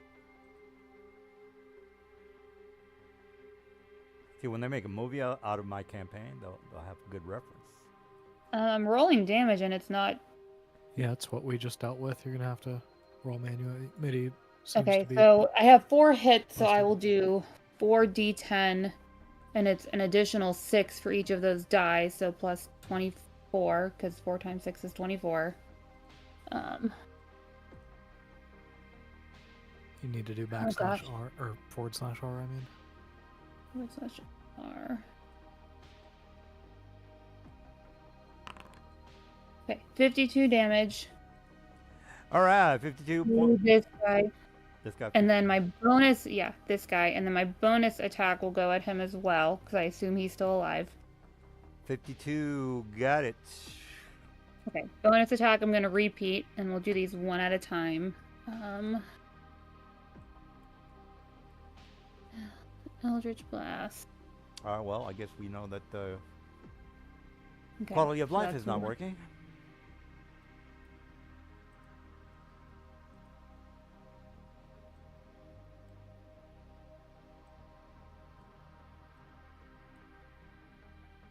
Yeah, when they make a movie out of my campaign, it's gonna look good.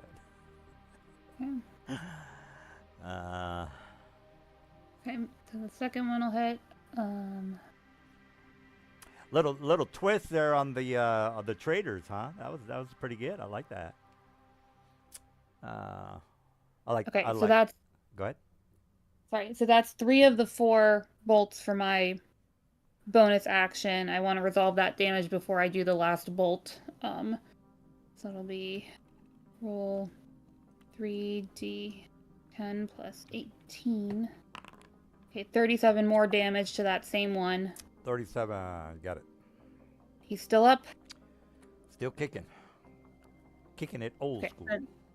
Okay, then the last bolt will remain targeted at him.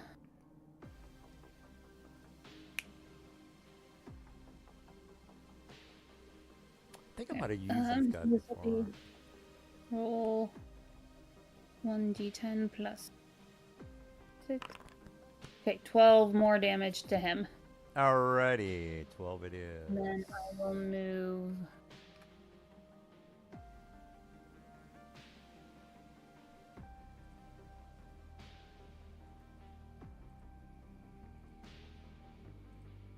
This direction, I guess. Okay. Okay, that's my turn. And where are you at? All right, it's time to kick it old school because I'm an old fool who's so cool. All right, so I'm going to move 40. 1, 2, 3. Yeah, that's good enough. All right, Avanar, come and get some pain. Come and take some pain. Filaments. All right, you got to make that strength check, Mr. Dude. Hold on. All creatures. You're not. Go ahead. Yes. You're not doing the right feature there. Is that not the right feature? Because I have a bite and a claw and the filament, which is what I want to use. Cavalier, 3 attacks, 2 with its claws, 1 with its bite. Okay. Cave Fisher can use its action to extend a sticky filament, and the filament adheres to anything that touches it. Right. So he's adhered. There is no. This isn't a It automatically. thing he can react to. Is there? It's- Oh no, there's a saving throw. 17 saving throw. To escape. No, it's an escape check. It's a grapple condition. This thing automatically grapples him. Yeah. And he has the grappled condition. There is no opposed check for this feature, like a normal grapple would have an opposed strength check. He's just Well, grappled. It's got the DC 17 on the chat. That's to escape. If on his turn he takes the action to escape grapple, that's the DC. Oh, I'm just reading what's in the actual chat on what he clicked on. Yeah, they broke the actual description of the action into a passive feature, and then for the action feature, which he put in chat, they put the description of the film, which is asinine. Yeah, because in the description it makes it sound like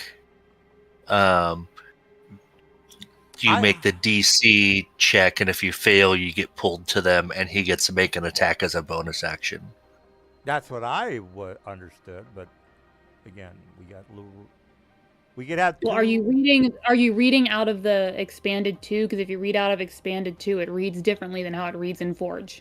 So, what you have to understand about that chat card you're reading is it says all creatures grappled by the cave fisher's adhesive filament. Fair. So he's not grappled yet, so you can't do that thing where Oh, you're I pulling see. him. So you need to shoot your adhesive filament out, which should be an action on your sheet, but it's not. So if you go to your passive features on Forge, you'll see adhesive filament. Open that up, and you'll see the description of what you need to do first. The cave fisher can use its action to extend a sticky filament up to 120 feet. The filament adheres to anything that touches it. Oh, okay, yeah. The creature I agree. that is adhered to the filament is grappled. So you need to spend your action to get that grappled condition onto him, and now your action's done for the turn. All right, and if he fails to escape by the next turn, then you're able to use that bonus action. Well, wouldn't I use the bonus action now? I mean, I want to bite his head off. Wouldn't I have to do it? Wouldn't you have to make it save now? Because I don't want to wait. Hold on, let me read the other thing. Because I would have to All wait for creatures him to, make his action. Your target's pulled. No, because the action is to pull, and then the bonus action is to make the claw attack. So they're two separate. So you have to do the action to adhere him first, and then next round, if he's still adhered, you can do the action to pull. At which point he's within melee range, and you can do that bonus action additionally to do the claw attack. So I have to wait until his turn before I can do my bonus? Is that what you're saying? No, you have to wait until your turn to do that filament pull. Right now, you can't claw attack him as a bonus action because you're not in melee range. Oh, okay. Can use this act to extend the filament, and anything it touches creatures adheres to the filament. Grapple the creature that starts its turn adhere to the filament takes 11 damage. The filament can be attacked. Well, let's go with another. Again, we're democratic rules lawyers here. What do you think, Avanard? Shouldn't I roll you? Again, we could outvote Mr. Morel. I don't think You can't outvote me. I'm reading exactly how the rule Based- is written. No. I mean, based on reading what Morel is reading, I agree. He's using an action to throw a sticky filament at me. Yeah. Which hits me. Yeah. It doesn't even give him an attack roll for that. And then on my turn, I have to try to get away from it. If he wants to. Yeah, but You don't that have is to. that adhesive filament is your action. I don't see anything else that 'Cause says if you do anything your else otherwise. To do your bonus action attack, you have to do the pull action, which is an action, and you've already used your action to adhere first. So the filament is a 2-turn thing to set up, where first you adhere on one turn, and then, assuming they don't escape, you can pull them and attack them with the bonus attack. I still think it's a ride effect. No, they're two separate features. DM, what book was this in? Because I'm just reading it off of the Forge. Monster Manual character 2. sheet. Expanded 2, it's page 34. I don't even know how I'm to gonna see if it's written differently to here, look at but that. Yeah, the way I'm reading it on Forge, they are different features. They are two different actions. Well, I mean, in the book, it does say a fisher can use its action to extend. So I agree with you there. It says that the adhesive filament is an action, but I don't think that it was supposed to be. Yeah, rules those as written different on that. features. Yeah. That's how they wrote them. They wrote them with different names. There's Well, how do I adhesive do filament.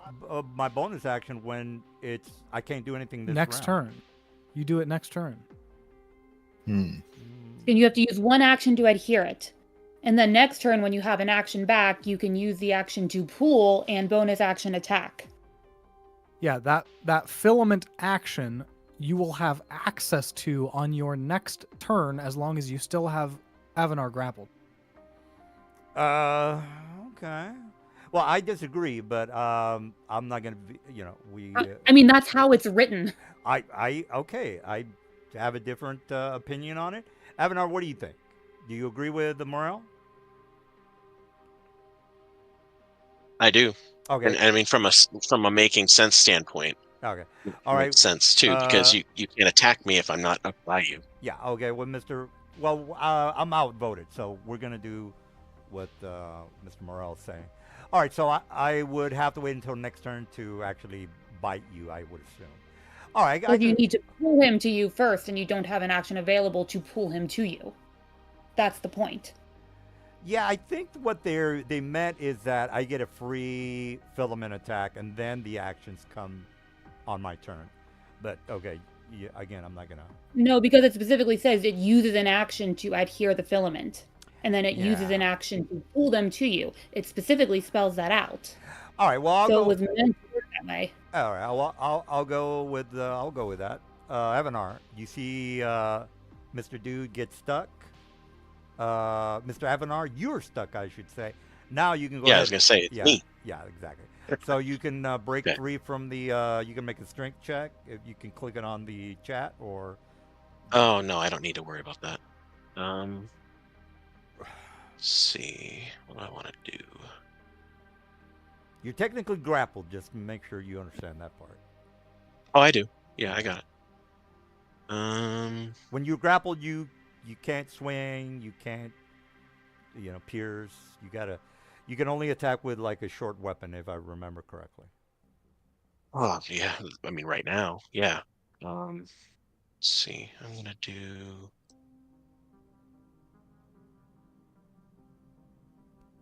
I think you could cast spells if they only have a cement or the verbal. Yep. Yeah. Okay. So we're on the same page. Yes, Well, sir. you didn't grapple his hands. What do you? Well, a grapple condition Hey, does. it's fine. It takes up your hand, not there. No, it doesn't even take up his hand because it's a filament.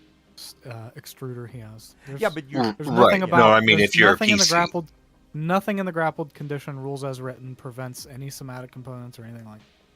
That is not rules as written. Well, It's part of why it requires a free hand, because it's assumed you're using that free hand. yeah. Well, maybe I'm thinking 3.5. Again, rules as written. Grapple. There is no mechanics attached to that about hand usage or somatic components or anything. Oh well. Hmm. Okay, instead of an attack, you're make an ability check. All right. Well, we'll go with that for now. I'm thinking 3.5, where you couldn't really have your hands free because you are grappled. That is not 5e rules as written. Yeah. Well, it doesn't say that. Oh, two-weapon fighting. However, since you need a free hand to grapple, you need to either throw or drop one of your weapons. However, you need a free hand to grapple. No, actually, looking, I don't think you do. You can grapple. Well, here I'll just put this on. Well, you know what? I'm not gonna look it up. Maybe I'm not looking at the right website, but this is what Oh. I'm seeing here. You know, I don't want to spend too much time on this, but I'll just put this. And again, if Grapple itself does require a free hand, but it doesn't matter in this case because it's not a creature with it.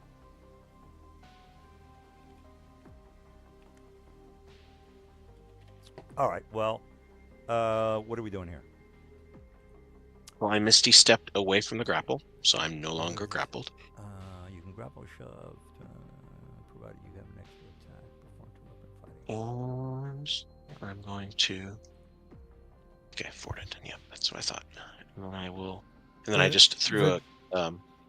The grapple special attack action that players can use says, using at least one free hand, you try to seize the target by making a grapple check instead of a roll. If you succeed, you subject the target to the grappled condition. It actually doesn't ever even explicitly say that hand is now not free to do anything. I mean, logic would dictate that it's you are now you basically equipped a person instead of holding an item. You're not holding a person. That's how I interpret it. Well, again, I just put something in the Discord. You can still fight with a melee weapon while grappled without too much trouble, but not a creature who can stand. Well, yeah, they kind of nerfed the hell out of it. Again, we're going by what's written, so yeah, we have to go by that. Escaping a grapple takes an action, considering. Okay, well, it does take an action to get out of the grapple. But you're doing a spell, imbalance action economy. Mm-hmm. Yeah, I Misty Step bonus action away, so that releases me from it. And then I hit this guy with a firebolt for 21. Yeah. Okay. Yeah, I'll go with that. Yeah, that sounds about right. Is that it for you? I hit this guy with a firebolt for 21. So you did an action to do No, bonus action to Misty Step, and then I used my action to cast a cantrip.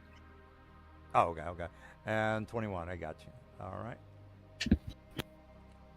Is he dead? No, he's not dead. Okay, and that will end my turn. All right. Oh, wait a minute.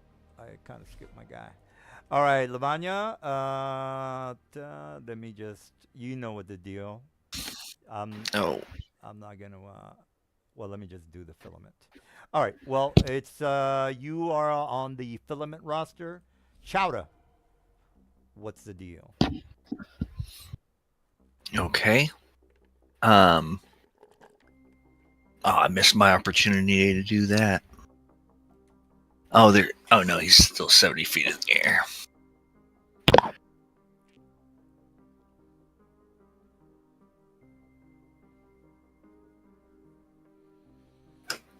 My problem is I can't find our spell compendium. D&D Beyond.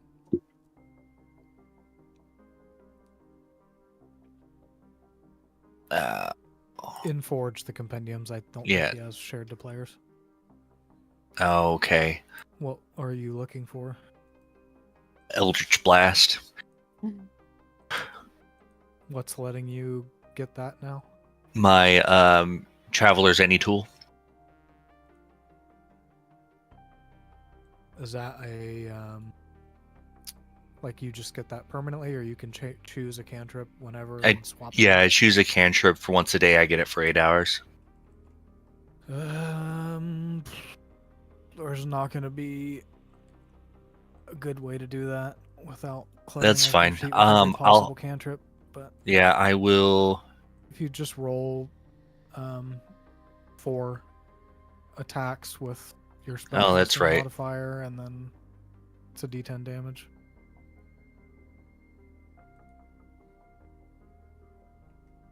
Or, you know what? It'd be better. I could just bring one down. Yeah, whatever. Whatever's clever. All right. Oh, okay, here we go. I want to use a bonus action to vortex warp this thing down.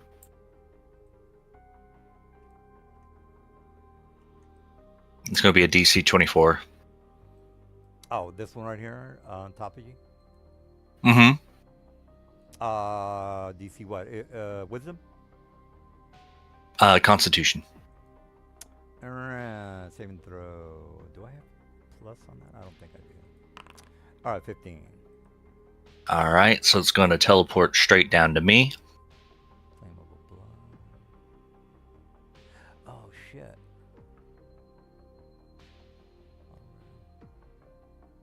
Oh, okay. All right, so let me take the 70 off. Go ahead. And then let's see.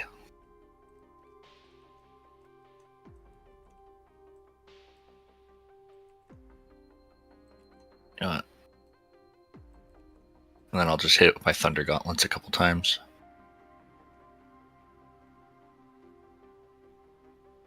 You know what? With that, So you did a 28 hit. You did whatever spell, and now you're doing another action. How what's going on? Fast hands for here. Fast hands lets me use my spell storing item as a bonus action. Oh, so you have to activate the item though? Fast hands. You can use Yes. a bonus action to grant you a cunning strike, sleight of hand, make a. Yes, Oh, you've already it's my spell storing item. use chief to disarm or trap open lock. Does it say you can? Well, doesn't say it. My spell storing item is an item that uses the use object action, so I can use fast hands with it. Oh, okay. Well, what's a magic item? It's not a magic item. I can show you the Sage Device that says it's not a magic item and that it uses a use object action if you'd like. But it has a magical effect, but it is not a magical item. Whenever you use a store, I'm sorry. Whenever you use a bonus action granted to you by Cunning Strike, make a sleight of hand check. You can use your Thieves' Tool to disarm a trap or open a lock or take an object action. And use an object action. And this object is, what is the object? It's my shield. What's the shield called? This is my artificer feature, and I can turn something that I can use as a spell focus into my spell storing item that can store a level 1 or level 2 spell that I can use twice my twice my intelligence modifier a day. So I can use it 10 times per day. And it's any level 1 or 2 spell slot of my choice. That doesn't sound right. Morel, does that sound? That doesn't make any sense. Because it's a I used think I looked object, at this before. which is not tied to what he's describing. His It his is. feature. It's in the chat. Yeah. Yep. Well, I Yeah. disagree. Spell storing, and the spell I chose was Vortex Warp. Yeah, I'm good with the spell. I don't have a You're- problem with that. The object action. What was do that this. sage advice? Let's see. Because was it just a Crawford tweet, or was it actually published in the Sage Advice Compendium? Let's see. Yeah, object action is my question. Not the spell's fine. You can do a fireball Spell for all I storing. care, but the object action doesn't make any sense. I could be wrong again. We play by whatever is written. Object action.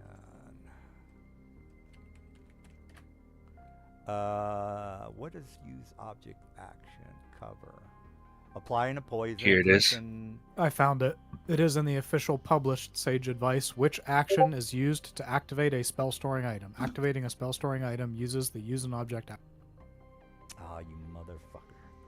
All right. That's on the. I'm gonna post a more official link than his. Oh, This that's is fine. Actually, Wizards of the Coast published Sage Advice. All right. Well, good for you. Okay, so do whatever it is that you're gonna do. What, I gotta make a save or what? No, I already did that, and then I attacked once he got down, and Oh, then yeah. Object action as a bonus action. Now you're gonna Yeah. do your action. Okay. Yep, and so 28 hit, I believe. Yeah. Is the guy next to you this guy? The guy who's next to you, I would assume. Yeah. Yes. Oh, okay. His Did- armor class. Did that roll the is, damage? I didn't see the damage come through. You have to manually roll the damage. It's not working. Oh, Yeah, the if damage is menu not roll, working. Then tell him which one you're doing it against. Yeah, One, it's the one right next to him. You just have to hit my AC, which is 18. Yeah, so 11 damage, and it has disadvantage on attack rolls against anyone but me. Don't- And I'm going to replace my second attack from extra attack with a shove and knock him prone. That's a second action. How's that going? You can replace weapon attacks with your extra. I have extra attack, so it's my standard action. I attacked, and then I'm replacing with my one of my weapon attacks with a shove. Oh, okay. Now, when you did the 11 damage, what was that a spell on me? Did I don't make a save, or is it no save? Nope, you're no save. You're hit by me. It's part of my. If you look at my Thunder Gauntlets, it's part of the feature. I put it in there. So you don't have to hit an AC. You just automatically hit. No, I No, hit he- his AC. I He rolled a already 28. hit you Oh, with an okay, attack, Yeah, I got you. presumably. I don't see the Yeah. attack. Oh, It's there's above. 28. Yeah, it's a 20. Yeah, Yeah, it he was- rolled it- the 28, and then he Oh, needed to do regular damage plus the D8. I think. Oh, Yep. okay. All right. So your extra, your bone, or not, your extra attack is going to move me back how many feet? 10 feet? Do I got to make a strength check or what? No. It's going to be an athletics. It's I believe it's contested athletics check, isn't it? Hold on. When you're shoving prone. This is Yes. this is a huge creature. Or can you make it with a huge creature? There might be. A Oh, limit it's a on- huge creature. Yeah. Right. I can only do large unless I increase my size. Okay, well that's. No, this is a large. This is It's the only 3 10 by by 3, 10, sir. isn't 3 it? by 3. Oh, I'm zoomed. I was zoomed too far out. It looked like just a 10 by 10. All right, so no shoving, I guess. No, All right. Well, what else are you doing? I guess not. Just And then- attack him a second time instead. Yep. Oh, I didn't need to actually do.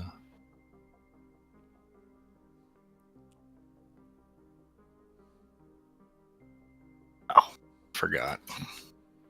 Take your time. We're not in a hurry. Should have gotten some. I need to goddamn prep. big- I need to reprep. I'll make a sticky note to prep that roll.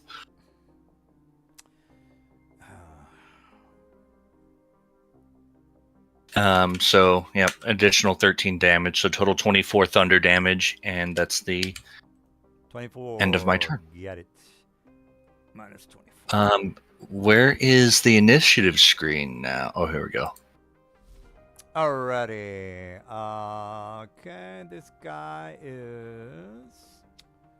If you're going to be making that roll a lot, you can use that macro bar on the bottom of the screen, 1 through 0.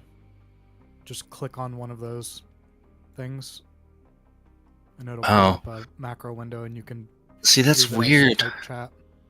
So the one built into my actual attack isn't going to, the damage isn't going to work anymore.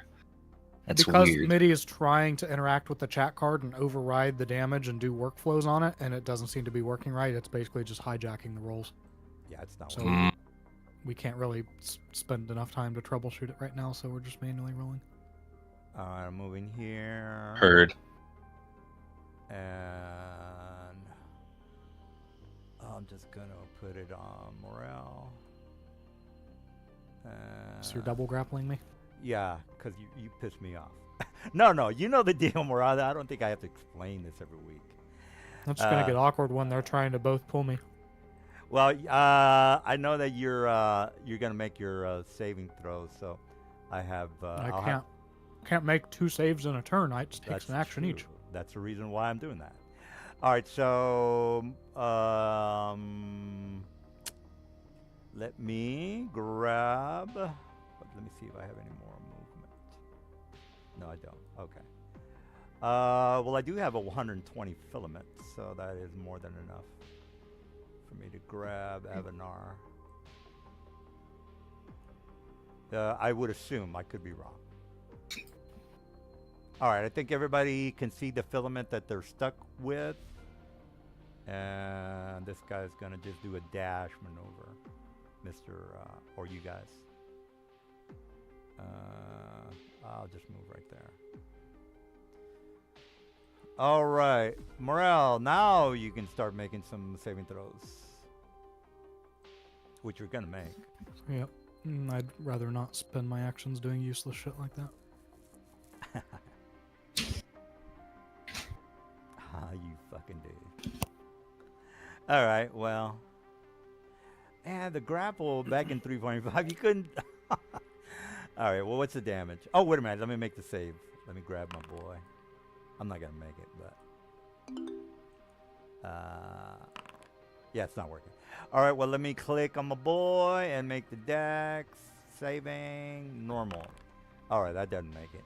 All right, the next guy, click on my boy, save, and 13 and 11, not gonna make it. So give me the damage. It was 20. 20, get it. Okay, that guy goes down, and the other guy goes down with 20. Oops, that was a 10, sir. Let me just do another 10. All right, so that it? Yep.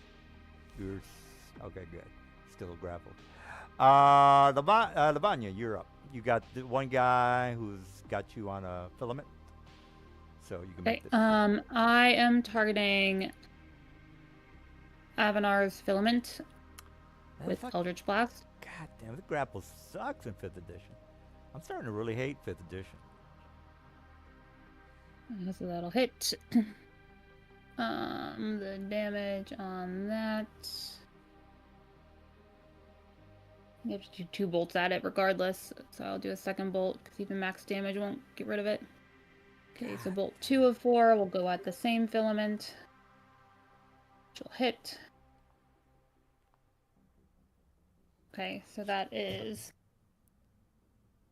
2d10 plus 12.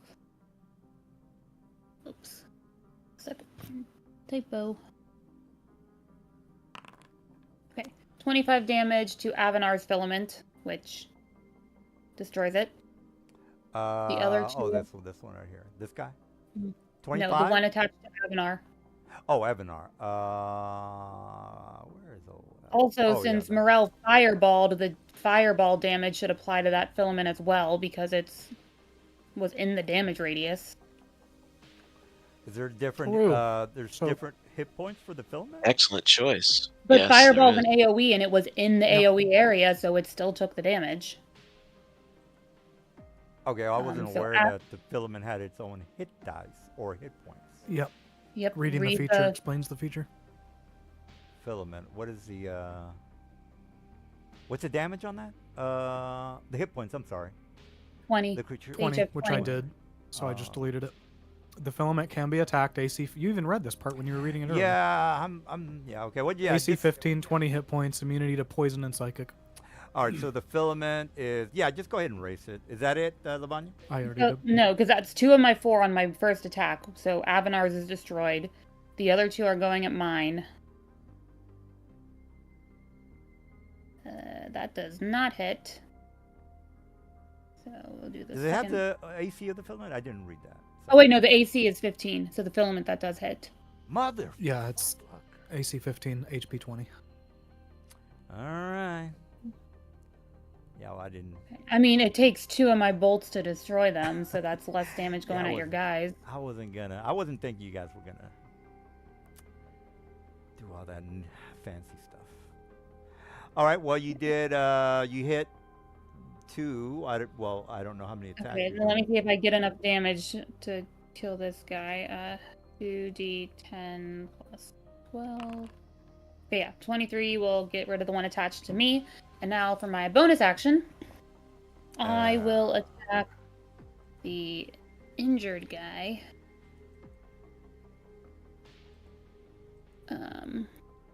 Motherfucker!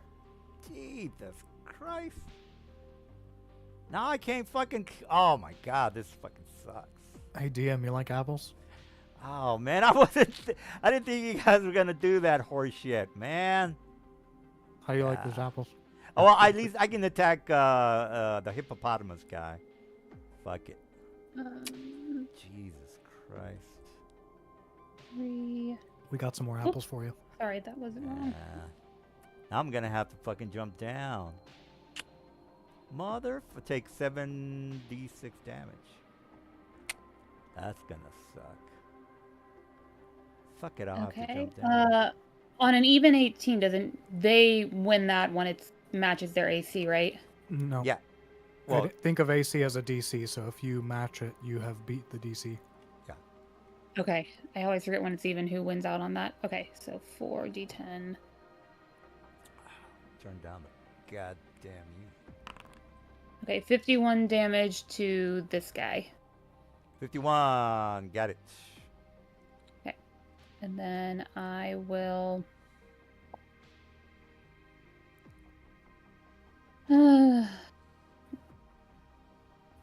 end my turn, I guess. Okay. All right. Actually, I will move... No, I'm going to stay here. It's fine. All right. Well, 3. How many attacks do I get? 3 attacks. Let me check that. Multi-attack. What is that? K Fisher, 2 claws, 1 bite. All right. 2 claws and the dude. 1. 2. All right. What's the dude's armor class? 22. I got. Hit you. Yep. So let me do the damage.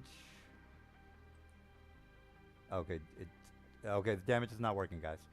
God damn it, man. What the fuck is the damage on them? Oh, it'll let me click on the damage. Oh, was it user? That's weird. Well, let me try that again. Oh, I was muted. The DM has a button on the card that says damage that you don't see that isn't working. But DM, if you read the text in the chat card, it actually has a roll macro as part of the text, and if you click on that roll macro, it'll roll to the chat. Yep. So that if you hover over that 4d6 plus 7 with the die icon, and click that. 40. Oh, I'm sorry, Maura. You mean click on the damage on where the claw is, or? Yeah, in the text the- itself. Yeah, on the card, on your chat card for Claw, on Yeah. the text where it says melee weapon attack, blah, blah, blah, to hit, reach 10 feet, one target, Yeah. hit 21, 4d6 plus 7. That 4d6 plus 7 with the die icon is an inline roll macro. If you click on that, it will just send a roll macro to the chat. So that'll get around the button that you're trying to click that says damage being broken. Just click on that 4d6 you, plus 7 macro. I don't see it, dude. What do you see on your chat card for Claw? It's got the claw, it's got melee weapon, and then attack dice plus 11 to hit. Yeah. Oh, I see what you're talking about. Yeah. Yeah, Oh, I got there you go. Why the fuck do I got to do that? All right. Because that is not part of the workflow that MIDI is hijacking. That's Oh, just an gotcha. inline roll macro that is just processed by 4. I got you. All right. Well, I'll remember to do that. All right. So that's a lot of damage. Hippo guy. Let me do the bite. Attack. Normal. And then do the inline. What was that? Okay. Yeah, that hits. And let me click the bite macro. 14. All right. All right. 14 plus 26 is 40. Yeah, 40. That's not bad. All right. God damn, how many fucking hit points do you got? Oh, I had the 25 from 10 HP on top of that, so. Okay. Fuck it. All right, Evanar, you're up. Chowda, are you actually concentrating on something right now? Oh, I think that's no. That's probably That was my from guidance. guidance, yeah. All right, well, 40 damage. Not bad. Evanar, you're up. Okay. God damn, man. You guys Wow. fucked up my filament, man. Fucking bullshit.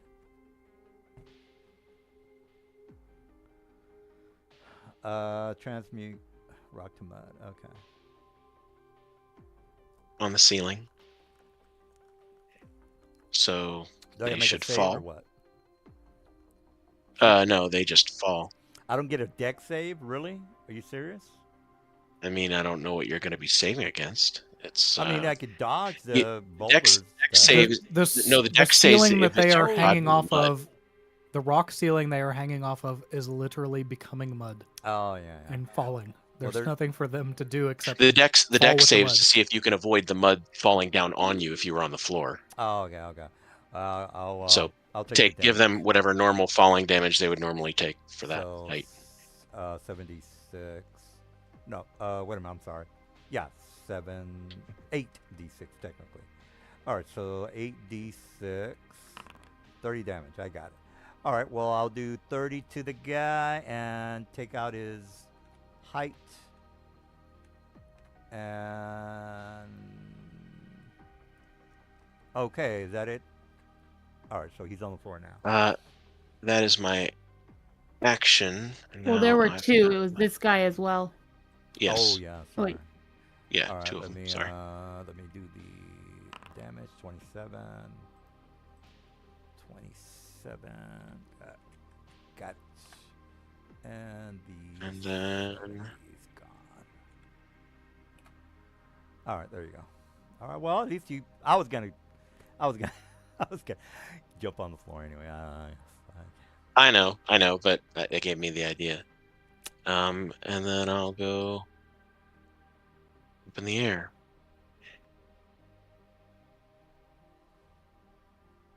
Oh, darn, when did hit this one's turn end? Right here. Okay, never mind. All right. Well. Oh, it's dead. Never mind. Or near death. I'm gonna jump down, as that's not an action for me to let go of the ceiling guys. So 8. Let me roll it again. Oops, I fucked that up. Let me put 157 back on the guy.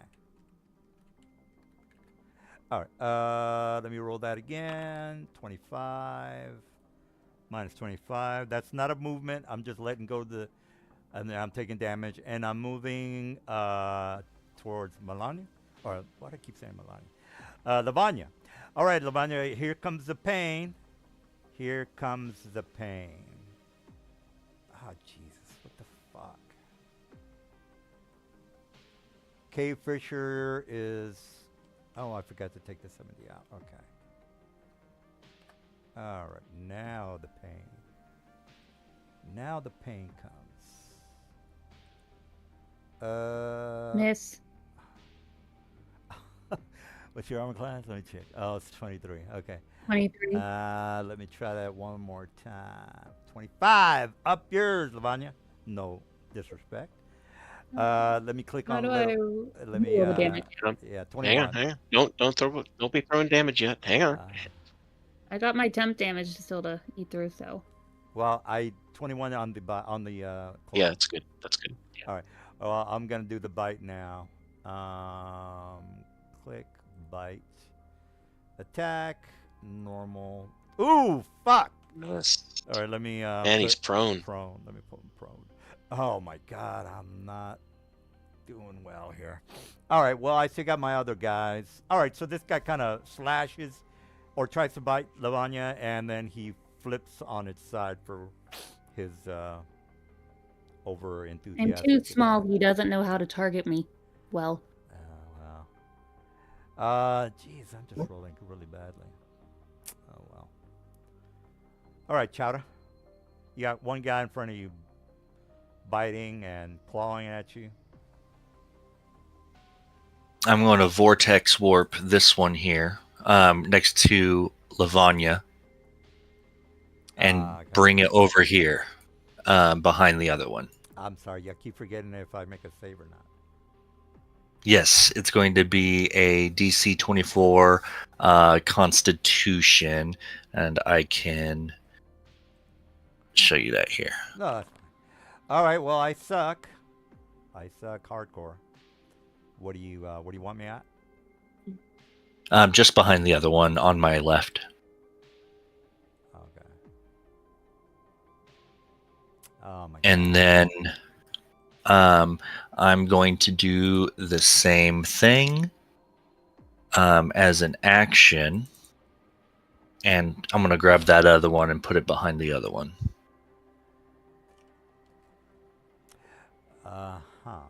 Which one are you grabbing? Oh, that one's that's near death, actually. Maybe I shouldn't use my action for that. And maybe I should do something else and try to finish it off.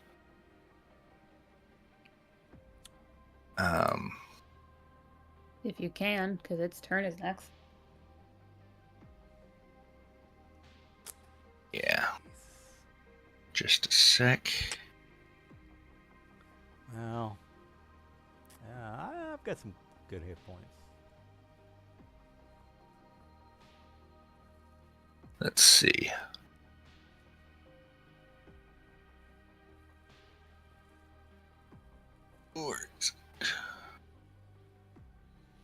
Yeah, I kind of figured you guys were gonna, skulk around, get some info. Guess not. We ended last session with like the giants like a day or two ahead of us. Teammate goes into that colony. He's SOL, and Right, but our he- goal is to reach him. So it's like we just need to get there as soon as possible. We don't have time to deviate. Yeah, but he could have maybe been captured by somebody in the shanty town. Nope. He could have been, but if he wasn't, and we wasted time delaying, then he may have been a lost cause by the time we got to the colony. Well, the commune specifically asked about. I think you were asking about where was he still north? I think, if I remember correctly. Yeah, the divination was after we got past the town. Is Okay. he still north? And so that told us, okay, he's not in the shanty town. Right. But I will say that you don't know the condition of whether he's a prisoner or, mate. Doesn't matter. We just have to find him. All right. Well, Just And 12. that saved us a buttload of time by just getting through town and doing the divination. It's called D&D role playing, people. You're supposed to Yeah. role play. All right. What's the damage 12 on this? force damage. 12. Okay, I'm still alive. No, I'm Oh, kidding. darn. I'm just fucking with you guys. All right. Well, is that it? Yes, that is the end of my turn. All right. It's time to get busy. Time to get jiggy. All right. Here comes 3 attacks. All right. Kick my girl. Or my cave fisher, I should say. All right. So, ooh, critical. And let me click the. No, Hold nope, on, nope, nope, hold nope, on. nope, nope, nope. Okay. What was it? Okay. I hear a no, but can you Avanar, you do something, or do you want me to do my thing? It whatever works best for you. Mine is silvery barbs. Make him reroll. Oh yeah, that's good. That'll Okay, probably I'm be fine. casting silvery barbs. All He has right. to reroll his die and take the lower of the die rolls. All right. Well, let me complete. What the hell? I'm just gonna click on the same chat. 14. Okay. Well, I guess not. Okay. I still have my second claw attack. Yeah, you still have your other 2 attacks. That was Alright, just alright. I didn't want crit damage coming through, Yeah, so it's taking like a crit's reroll no that good. shit. All right. Well, let me do another crit. Let me roll another crit. Well, that's when Avanar will do his thing. Mm-hmm. Previous, discard previous. Okay, let me try that again. Claw, attack, normal. That is a 23, and her armor class Which is matches 23. mine, so that means it does hit me, right? That's correct. Here comes 4. Ooh, didn't do really much. Fine. Are you okay taking the damage? That's fine. Okay. Okay, and then a bite. Let me get that bite going. Pow. Hold on, let me Attack. Normal. 25. That's a hit, ma'am. That'll hit. Hold on, let me finish the damage from last time so I don't mess up my math. Okay. God damn, man. Okay. Oh, plus 11 of acid. Jesus, I've been forgetting the acid. Oh, yeah. Well, that's only on the bite. All right, ma'am. You took 23. You got anything? Is that the end of the monster's turn? Where's the 2d10 coming from? The bite does the 2d6 plus 7, and then the acid damage is a 2d10. If you click on the, if you look at the bite description, there's 2 forms of damage, Lavanya. Okay. Yeah. All right, so that's 23 on you. Okay, I gotta add the other 13 because I did the 11. So. Oh, yeah, 13. So that is a total of something. Your hit points. I got it all. It was 14 and then the 23. All right, I am going to. Hopefully, I got. Oh, shit. Wait, is that you're ending the turn for that monster? Yeah. Which, since it's in 30 feet of me, I activate my armor, the guardian portion there. If it's huge or smaller, it must make a strength saving throw versus my spell DC, or be pulled to me within 25 feet. So I'll pull it to me and make an attack. All right. Pull it. It's a DC 24. Yeah. You're the hippo So it'll guy, come. right? The hippo guy? Yep. It's going to come straight to me, and I'm going to hit it. Oh my god. Oh well. All right. Well, while you're hitting that thing. So it takes 10 thunder damage. Oh, I got the movement. Okay. 10 thunder damage. Still alive, sir. All right, so Oh, I wow. moved 3 attacks on Lavanya. All right, so let me click on my boy. And then claw number 1. That is a 30. Ooh-yah, in your face. Hold on a second. Let me check something before you roll. Ooh, somebody's going down. Down. You got a long way to go. You got a long way to go before I'm down. Well, that's if I do my bite, I'll probably get 60 points off of this attack. Okay, no, that's your action. Okay, yeah. So. Well, I am feeling. I'm gonna keep track and wait till everything's done before I apply damage. Okay. Sounds good to me. I can do one. Okay. All right. Well, I rolled a 29, as you can see, and then let me click on the 18, and now I got to do a bite. So click my bite, and hopefully I roll good. Come on! Oh, fuck. I don't know. I didn't make it.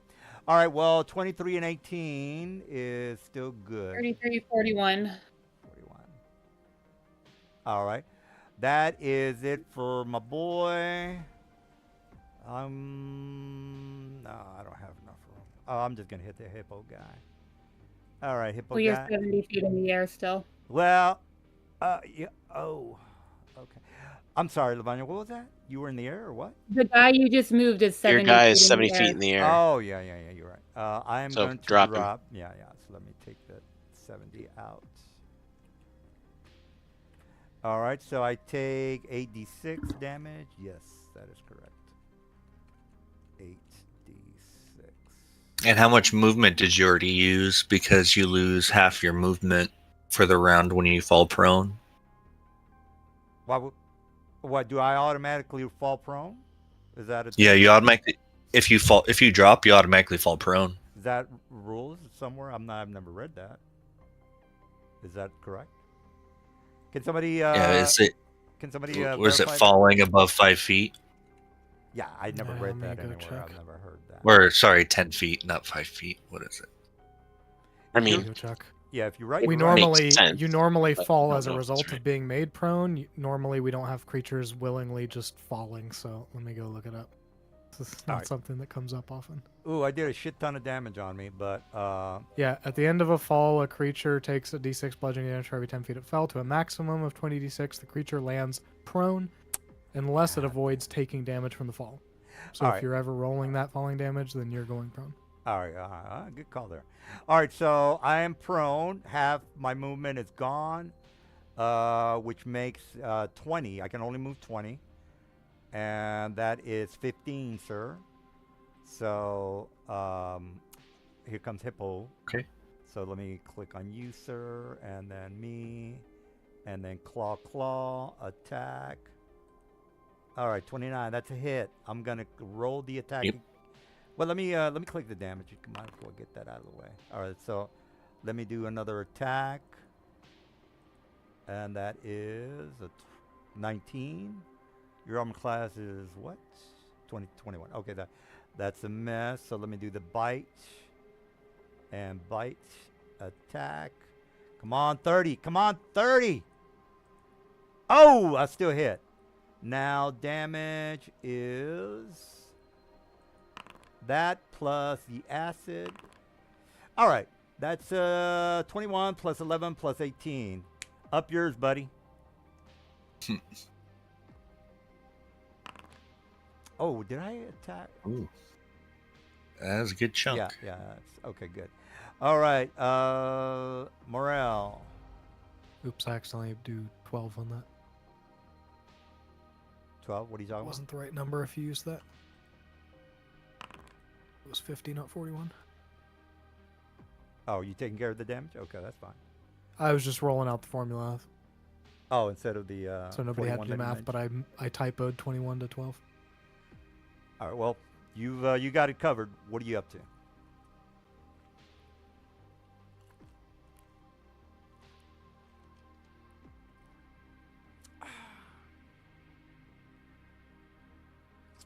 Staff of Power. That's uber gay. You would know. It was uber gay. Why don't you just stun me like your bullshit moves? Oh, I'm going Move- to, move but I have forward to and hit you stun and through my I guys. have to hit you and deal damage first. So You let me get that out of the way. mother Stun muster. You know you could stun a Tarask. You know that you could you could take out a 30 CR monster with your horse shit. Not that I'm bitter, but that's actually Not that you're bitter. but that's a fact. It's a fact. Yeah, it's true. You're not bitter. You're salty. There's a difference. It's a fact that his bullshit monster can kill my Tarask. CR30 Tarask. Okay, you take 17 damage. Where the hell are you? It's this guy over right here. in front of him. Oh, okay. 17. Got it. Is that it? And then you need to make your DC 25 con save. Of course, of course. And by makes, he means fail. I'm gonna give myself advantage. No, I'm not. All right. Yeah, of course. Of course. The most OP character class in D&D 5th edition, which Oh, monks are not the most OP class by a he long can stun shot. he can stun. The only reason he can stun everything is because you let us Yeah. fill up the asshole I with like- magic items. I like to complain. I Are know you- you do, yeah, but are monks are you, not the most OP class. Yeah. Well, he's gonna probably roll up to my 2 other guys and fuck shit up. 17 to this one. I did that's another 17, you mean? All right. Yeah. Well. To this other one. I moved. All right. Well, he's Not dead. the same. Let me put the thing on. And then I will back. And pummel on this guy.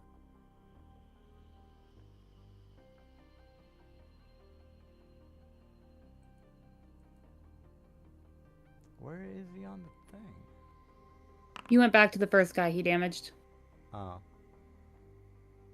I just realized my staff's base die never upgraded with my martial arts. I'm not gonna change that. So 21 more to the first guy. 21 this guy. Okay, I got it. You're not gonna stun him? He's already stunned. Oh, okay. Let me don't- get the Yeah. effect on him, I guess. Oh yeah, he's already stunned. Why did I kill this guy? Because he was dead. Oh, okay. Morel just killed him. I stunned the first guy and then ran over and just killed off that other guy because he was hanging on to a thread of life. Gotcha. All All I right. came back to use my last attack on the That's stunned not the guy. spell I wanted to cast. Ignore that. Selected the wrong thing. Where are you at? Here. What? This is what I want to cast.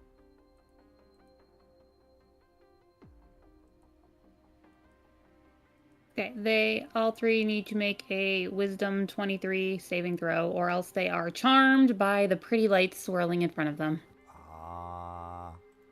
Counterspell. No. All right. I'm not that generous today. What is the okay, it's wisdom, okay. All right. Of course not. Of course not. Let's try that again. 20. Oh, fuck yeah. It's a And, 23. That's oh, not it's a enough. 20. Oh, fuck. All right, well, yeah, whatever. So they're all charmed. charmed until they take damage. If one of them takes damage, the charm breaks. So It's, Onward. wait a minute. There's monstrous and a humanoid. Is this the correct charm?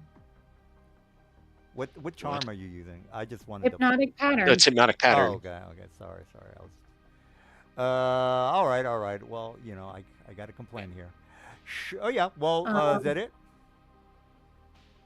No, he's done. So actually, bonus action. I'm gonna target Chowda, and I'll give him some healsies. What's my bonus action? Healing. Okay. Yeah, it's not working. If it's a spell, though, you can't do that Oh right, I can. because you did a main action spell. That's not a That's right. cantrip. Okay. I get so messed up with those. So is there anything else I can do with the bonus action? You can move. Yeah. I will move. I guess I will move over Shit. behind just to give Morel advantage. Not that he Ooh. needs it that much to There you hit, go. but Have it. Okay. I'm stunned. Okay.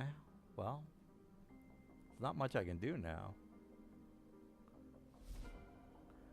Well, He's I'm charmed. I don't get another save. Is that correct? No. nope. No. You're just stunned until you take damage or the 1 minute passes. All right, Okay. Avanar, you're up. I'll target that guy. Right? There we go. And firebolt.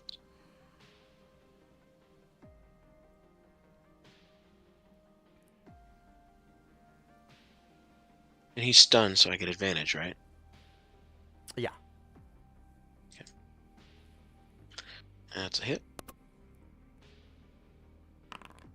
He takes 22 fire damage. 22. Got it.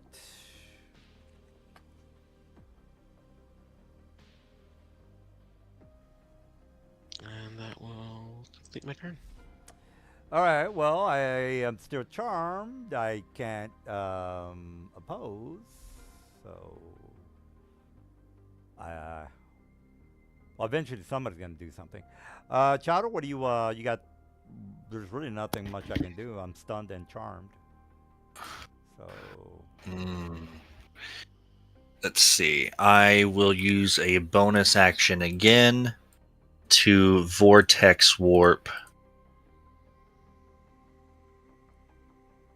the one that's on the far right over, so they're in groups. They're in that group of 4.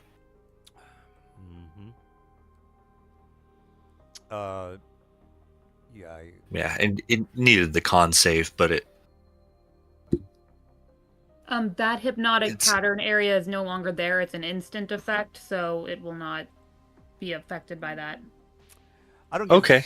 I mean, I don't get a save. but with That's now that. fine, we I'm have just them letting GM grouped know up. It's fine. that- Having them gathered up isn't the worst thing. Yeah, just in case we want to get a really nice AOE in there or something. I don't get a Mostly save. we'll probably just want to try and pick them off one by one now, but Okay. it's there just in case. It's there just in case. Yep. And then You know what? I can't remember this, and I'm sorry about this. I don't get a save, right, for the vortex? no, it's a Constitution save. Oh. DC 24. Okay. Well, con. Let me make that save. Con. Save and throw normal. Oh, of course not. Of course not. And I will cast a bonfire under him.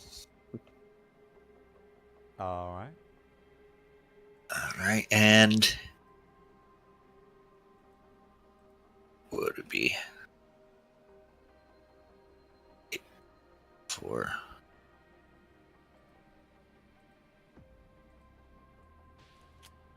Okay, yeah, so it would be 48. You can It's- you can delete that transmute rock template too. Oh. Yeah, so he would take 25 fire damage, and I'm gonna end my turn. 25. Don't get a save? No? Oh, there it is. Oh, it is a dexterity save, sorry, but it's DC 24. He's stunned, doesn't he? Automatically fail him. Oh, he is stunned, isn't he? Oh, Yeah, he's automatically going to fail that dex save. All right. All right. So at 25, I got you. And he's stunned, so at the start of his turn, he's going to take that damage again. Whatever. Is that it? All right. Yep. Well, my guys are. Well, this guy is stunned. Oh, so- it's his turn, so he's going to take that fire damage again.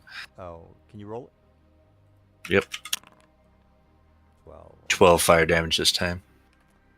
All right. And You're this doubling. guy's- You were doubling that on him, right? Sorry, I was away.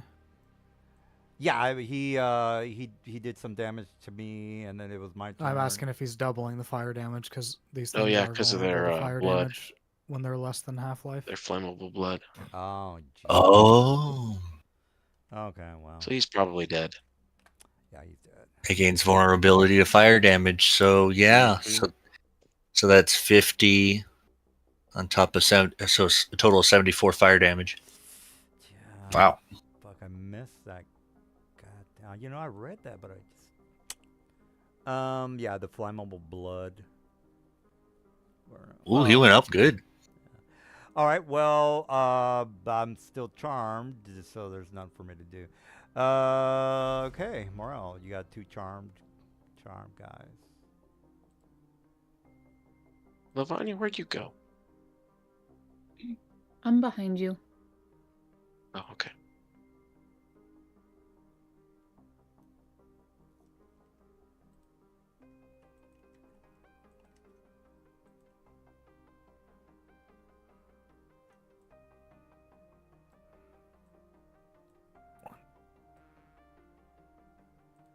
All right, that looks better. All right. Okay, he's doing his stuff. 28 damage to that The bottom guy right one. upper. The guy next to you. This guy. Yeah. Okay. And DC 25 con saving throw. Con saving throw. Saving throw. Of course not. Of course not. I'm sorry. What was the damage? 28. 28. Well, at least I'm not charmed anymore, but I'm stunned, which is not good.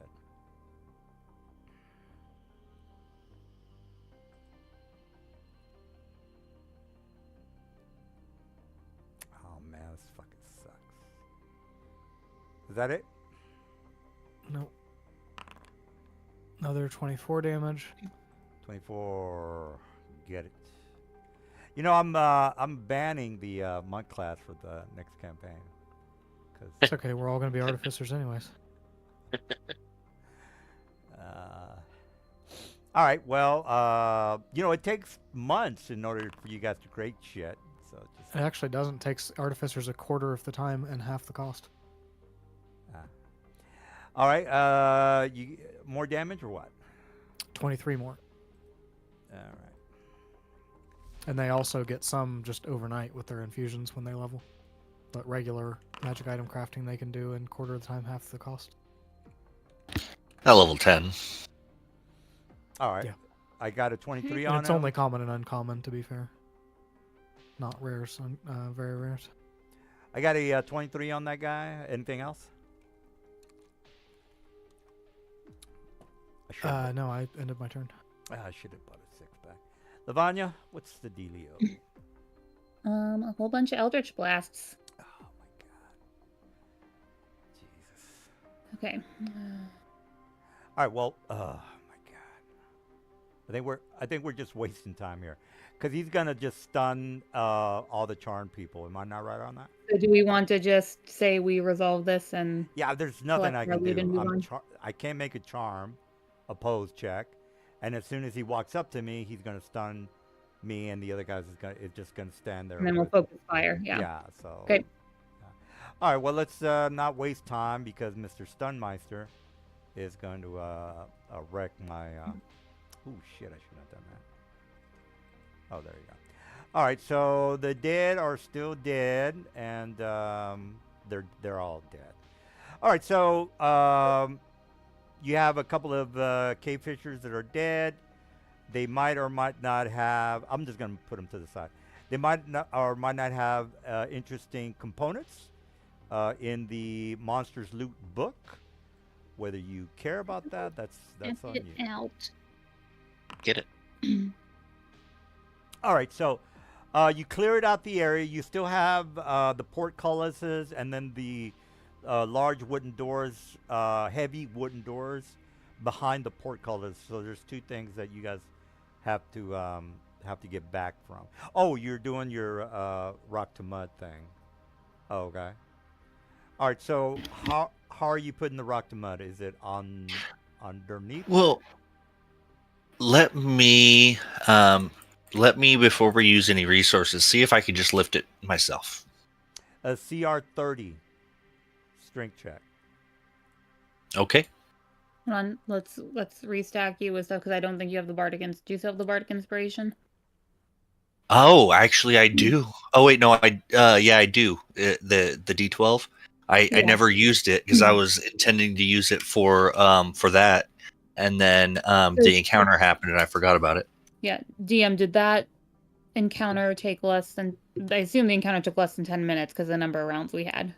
Yeah. Yeah. So you still have the bardic inspiration then. Okay.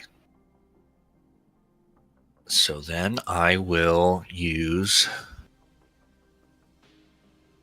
All right, so you, My say athletics. say for example you do lift it up. I mean the portcullis, you'll have to stand underneath it in order for people to go through. But then the next guy is going to have to open the door, which is another 30 check. All right, so you guys kind of have an idea of what it needs to happen because again, the portcullis is putting pressure on the 30 guy. All right, so you lift up the portcullis, which is fine. It's putting pressure on And it. then As soon as you let it go, it's going to slam down. So somebody else needs to make another 30 check to open up the door behind their portcullis. Let me take a whiz. I'm talking about holding it up. Yeah, How you're much space is there? How much standing space is there between the portcullis and the door? 5 foot. The portcullis is a 5 foot. Well, no, yeah, 5 foot is fine. 5 foot is how the wide the bottom of the portcullis is, and the doors behind you again they're also fairly large. So Heavyweight. here's a question: Are this door? What's above it? It's a gap that opens into the natural cavern. So let me just Oh, draw it. so why don't we just fly over it? Yeah, we can fly over the door. Well, here's no. Well, the portcullis comes down. So here's the rock. Here's Well, the I No, meant how much space is there between the portcullis you and the said door? Is there 0 space between it, or is there 5 feet of space between it? Well, Mr. Dude is down here, and here's the floor. So here's the natural rock. The portcullis is this. It's 5 feet wide. He's at the bottom, holding it up, and then the door under, right next to him, is this door right here. Or I should put it in. Okay, so the door and the portcullis are basically flush with each other. There's no gap, maybe a couple inches. Correct. That is So we correct. cannot stand between the portcullis and the door. Yeah. So let me draw the door as in red. All right. So Mr. X is holding up the portcullis, and then right next, the red is the side view of the 5 foot wide door that opens like a swinging door. So how can we see that there's a gap above the door? Because the portcullis would have to be coming down out of the rock.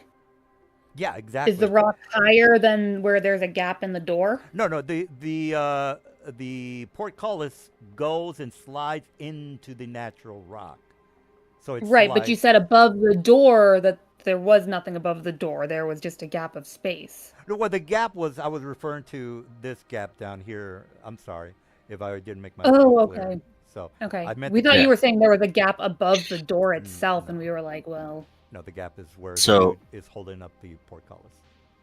Yeah, and at the moment I have a 1600 carrying capacity, so I wouldn't be able to just kind of hold this thing up. Yeah, let me take a piss. Or not carry capacity, I meant lifting capacity. I mean, I don't think you'd be able to hold it for super long, but enough. I mean, Avanar, unless we want to transmute rock around, like, the doors themselves so that they Yeah. just Yeah. collapse. They have nothing supporting them. Or transmute rock to hold it up for me once I have it lifted, prop it up.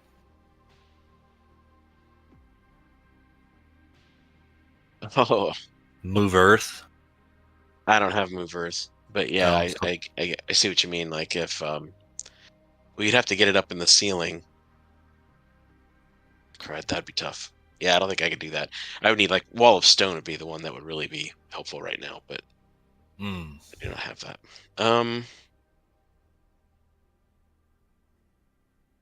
Yeah, I mean I could probably just put a hole in the side of the You know, if door. Squid were here, I'm pretty sure he bought an immovable rod. Yeah, I almost Oh did. yeah, he did, didn't he? Oh wait, did I mean, I could also, like, summon 2 rhinoceroses and be like, go ram that door.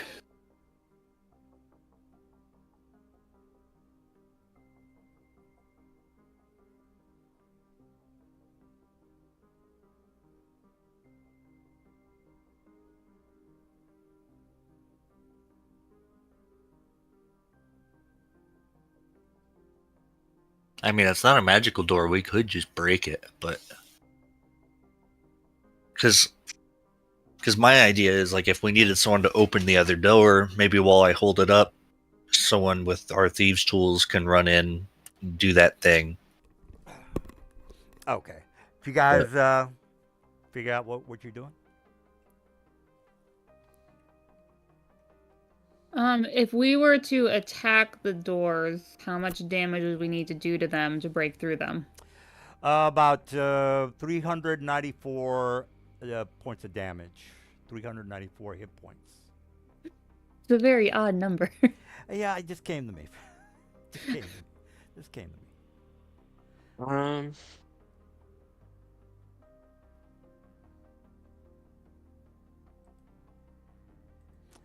All right. Well, what's the deal, y'all? Avanar, do you want to do your thing? Yeah, I think so. Yeah. I'll probably just want to. Where do you guys want me to cast it?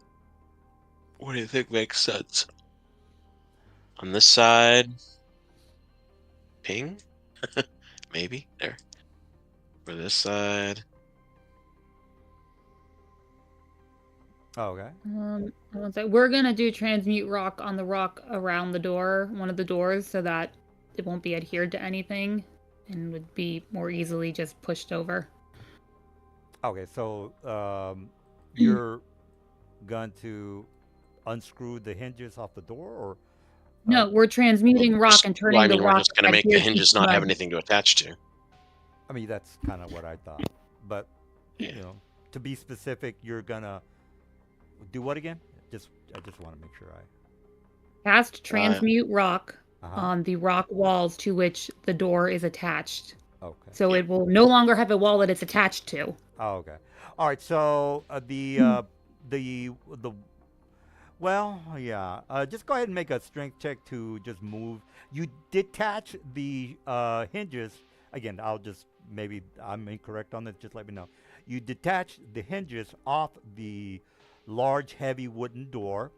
And no, we do not do that. We convert the stone to which the hinges are attached to mud. The mud flows down away, and there's now a gap in the wall that we could just walk around, or the door itself would also just collapse down. Oh, okay, okay. Well, that's we are transmuting the rock to mud. All right, so you have enough space to crawl through the area that. Well, how big is the transmute? Is it a? It's a 40 by 40 cube. Oh, geez. All right. Yeah, well, it's plenty. We can waltz through. You guys, I should put the Big Lebowski gif saying you guys fucked it up. The puzzle was from as above as below. You were supposed to put the arms up in a Baphomet position to open the doors and move the statue to look in the direction of to the north. Jesus Christ, guys. I'm working on puzzle. Well, you told us it was going to create a lot of noise. Well, so we're doing the non-noisy way.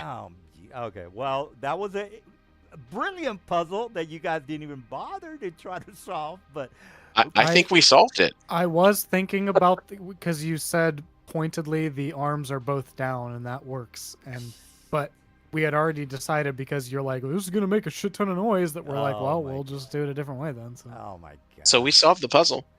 Well, not the correct way, goddammit. All right. Doesn't matter. You mean not your way? Yeah, I thought that was an excellent puzzle. That was a fucking goddamn brain teaser there. Oh, well. Yep. You put things in our path that you want us to do, but then you give us glaring reasons not to do them, and then you're upset at us when we don't do them because of the reason you gave us not to do them. Well, you have to realize it's you that makes us not do the things you want us to do. Well, the noise was to attack you with the cave fissures, but that was the.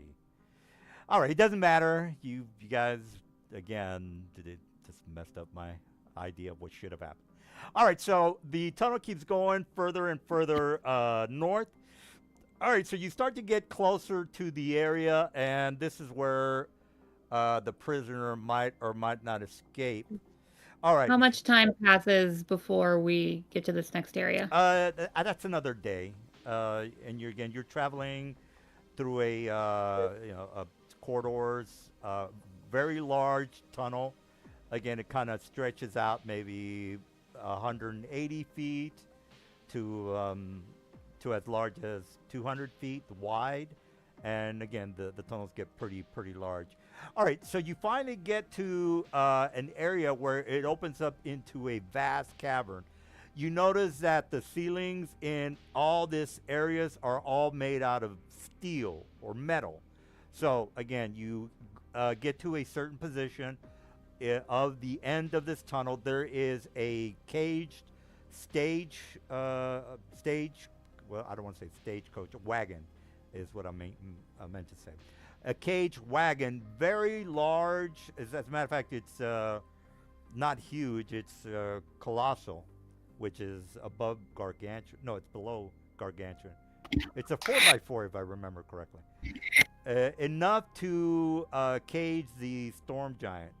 All right, so is the storm giant unconscious next to the wagon? No. All right, so I asked the question: is the storm giant here?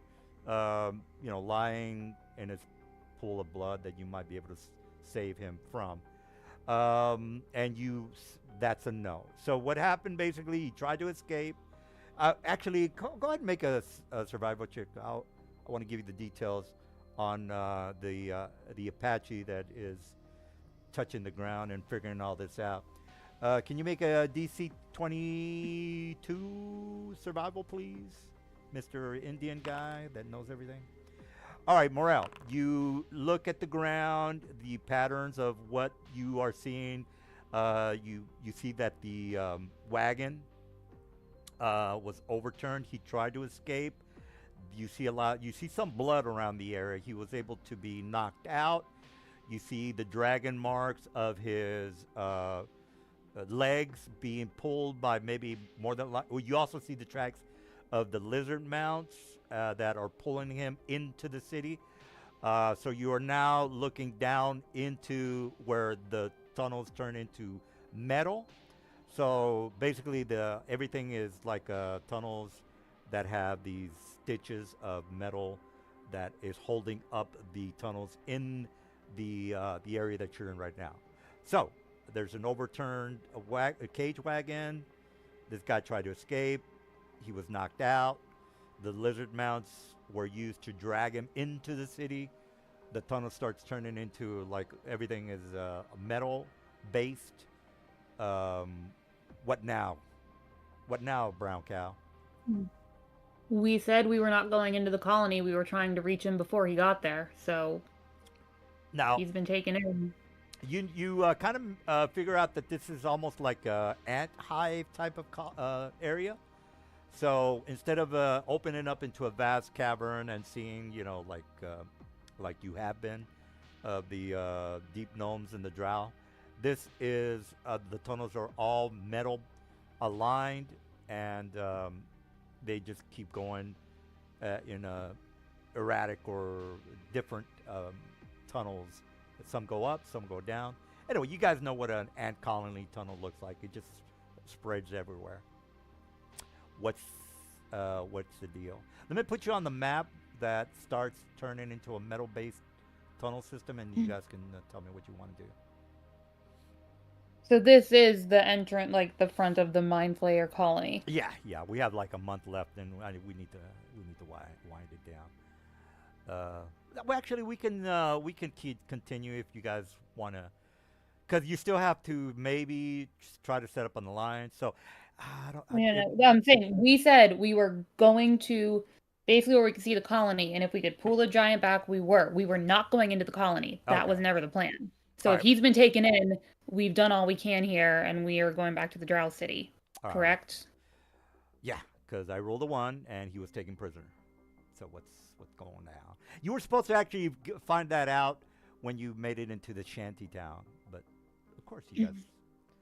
Yeah, again, I just kind of want to fill you guys in. He got taken prisoner. We had no way to talk to them, DM. Our guy who speaks Undercommon isn't here.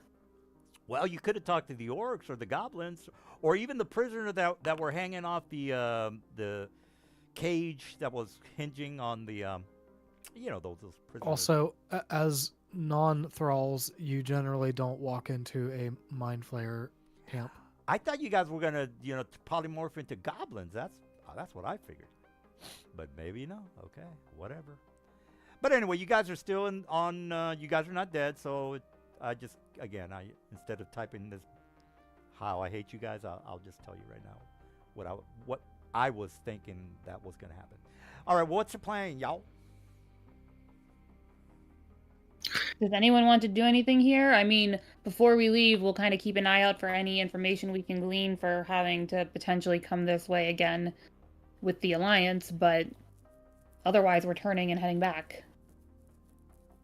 I mean, he was taken prisoner by the mind flayers in their city. Is that what we're leaning? Yes. The tunnel. This is the colony is at the So we have entrance to- of the Elder Brain Dragon, so like this is gonna be like it. Yeah, if you a ever crap ton of mind players that we're gonna have to get through to even get to the Elder Brain, Yeah, if you ever well, I'll put a map on here, a Mind Flayer colony map. It's just that it's the only difference is everything is metal based for these guys. All right, well, what's can I get in you going back to the shanty town, or what's going down? No, if we turn back, we're going back to the Drow City to talk to the Matron Mother. But before we do that, is there anything anyone else wants to do while we're here? Yeah. No, not anything specifically. Other than mention, maybe I was looking for some edible parts of the cave fishers before we left to throw in my portable hole. But other than that, nope. This is what I'm going through. What I'm trying to describe, guys. The only difference is the tunnels are not made out of natural natural caverns, natural rock. All right. Well, you get the gist. You're going back to the Drow. All right. So, are you doing the whole polymorph turn into bats, or what? You want to be specific, or what? Yeah, we'll do the same thing to get back past all these things. All right. So you notice that everything's a little bit different. It's the same merchants. The only difference now is that you see human slaves being taken to the Mind Flayer colony, as well as measles and the other creatures that I say that QU or QA or whatever it's measles, and the other guys that I can't remember how to spell them. QU or QA. Q something. Oh, here we go. This is what I'm keep trying to refer to, but Closets. yeah, they're kind of native to the Underdark. Anyway, these and measles. Not that it matters, guys, but I kind of want to be specific, I guess. All right, so measles and then Kua Goth or whatever you. Anyway, those are kind of native to the Underdark. You see a couple of those being taken inside. Because the only criteria to create a mind flare, if they're not being created by the dragon, is to, you guys already know about the worms, that the little larvae they put inside. If I remember correctly, the only criteria is that they have to be medium creatures. They don't necessarily have to be humans. But with more of these that are being able to be harvested in the Underdark, again, it's bad news for the good guys is what I'm trying to get at, because all the abundance of Underdark creatures that they have access to. All right, so you guys pass the shanty town, you go back to the dam area, and you're back to the intersection of where the Drow were. You guys, that bridge area where you had a little discussion with the Drow. All right, who wants to go in? We're all going in. All right, well, you guys make it maybe about half a mile inside, and then you guys have a 22 perception. you start to notice the drow are up on the roof of this vast open cavern. So again, if you ever seen a picture of Menzoberranzan, it's kind of like that. It's not as big as Menzoberranzan. Menzoberranzan's maybe a half the size. The place Well, is hold on a second. When we enter the Drow City, aren't there like guards there? yeah, I was gonna mention that the drow are basically watching you guys get closer to the city. Whether Oh, so you're we're not in the city yet. We're no, no, no. approaching the city. Yeah, you're Okay. approaching Okay. the city. That's when you notice the guards watching you guys, and you are not at the city yet. So, do you guys want to do anything before you go inside the Menzoberranzan side type of city? I mean, we have. I don't remember it, but the Drow we talked to previously. I'll mention her name. Aloud. If any of these guys speak common, All like, right. hey, we need to speak to whatever her name is, or we're here to see the matron mother. Try to get that message across. All right. So one of the drow kind of comes down. They're all pointing their crossbows at you guys. Again, some of these people don't know who you are, so they, ask you if you guys are merchants or if you have any kind of documentation, because they're not going to kill you outright. Because again, they work with merchants and they are in low supply at the moment, so they're not just going to start, attacking you guys without probable cause. So who's going to be the face of the group? I will pull out the letter we showed the other Drow about the alliance and say, we came across this. We talked to some of your people a few days ago. We had other business to wrap up first, but we're here to help with this alliance and the situation with the Elder Brain Dragon, and it's urgent we speak to the matron mother. All right, so they basically tell you that she is in the center of the city, which is kind of like this. Well, let me. So it's this one area. So it kind of, again, you can see what you can see, and no need for me to describe it. You pass a couple of people that are look like they're hurt. Maybe there was some sort of an attack that just happened recently. Remember, these guys might or might not be vulnerable to things like disintegrate, and you can't teleport in. You've already kind of noticed that, so that's not gonna be possible. But there's no means to stop any boring or creature that can cast disintegrate and just bore a hole straight into the city. So you see a couple of dead drow or hurt drow that look like they've just been in some sort of a battle. You guys are, well, let me give you a little side thing. You see a couple of people that are hurt. They're asking for help.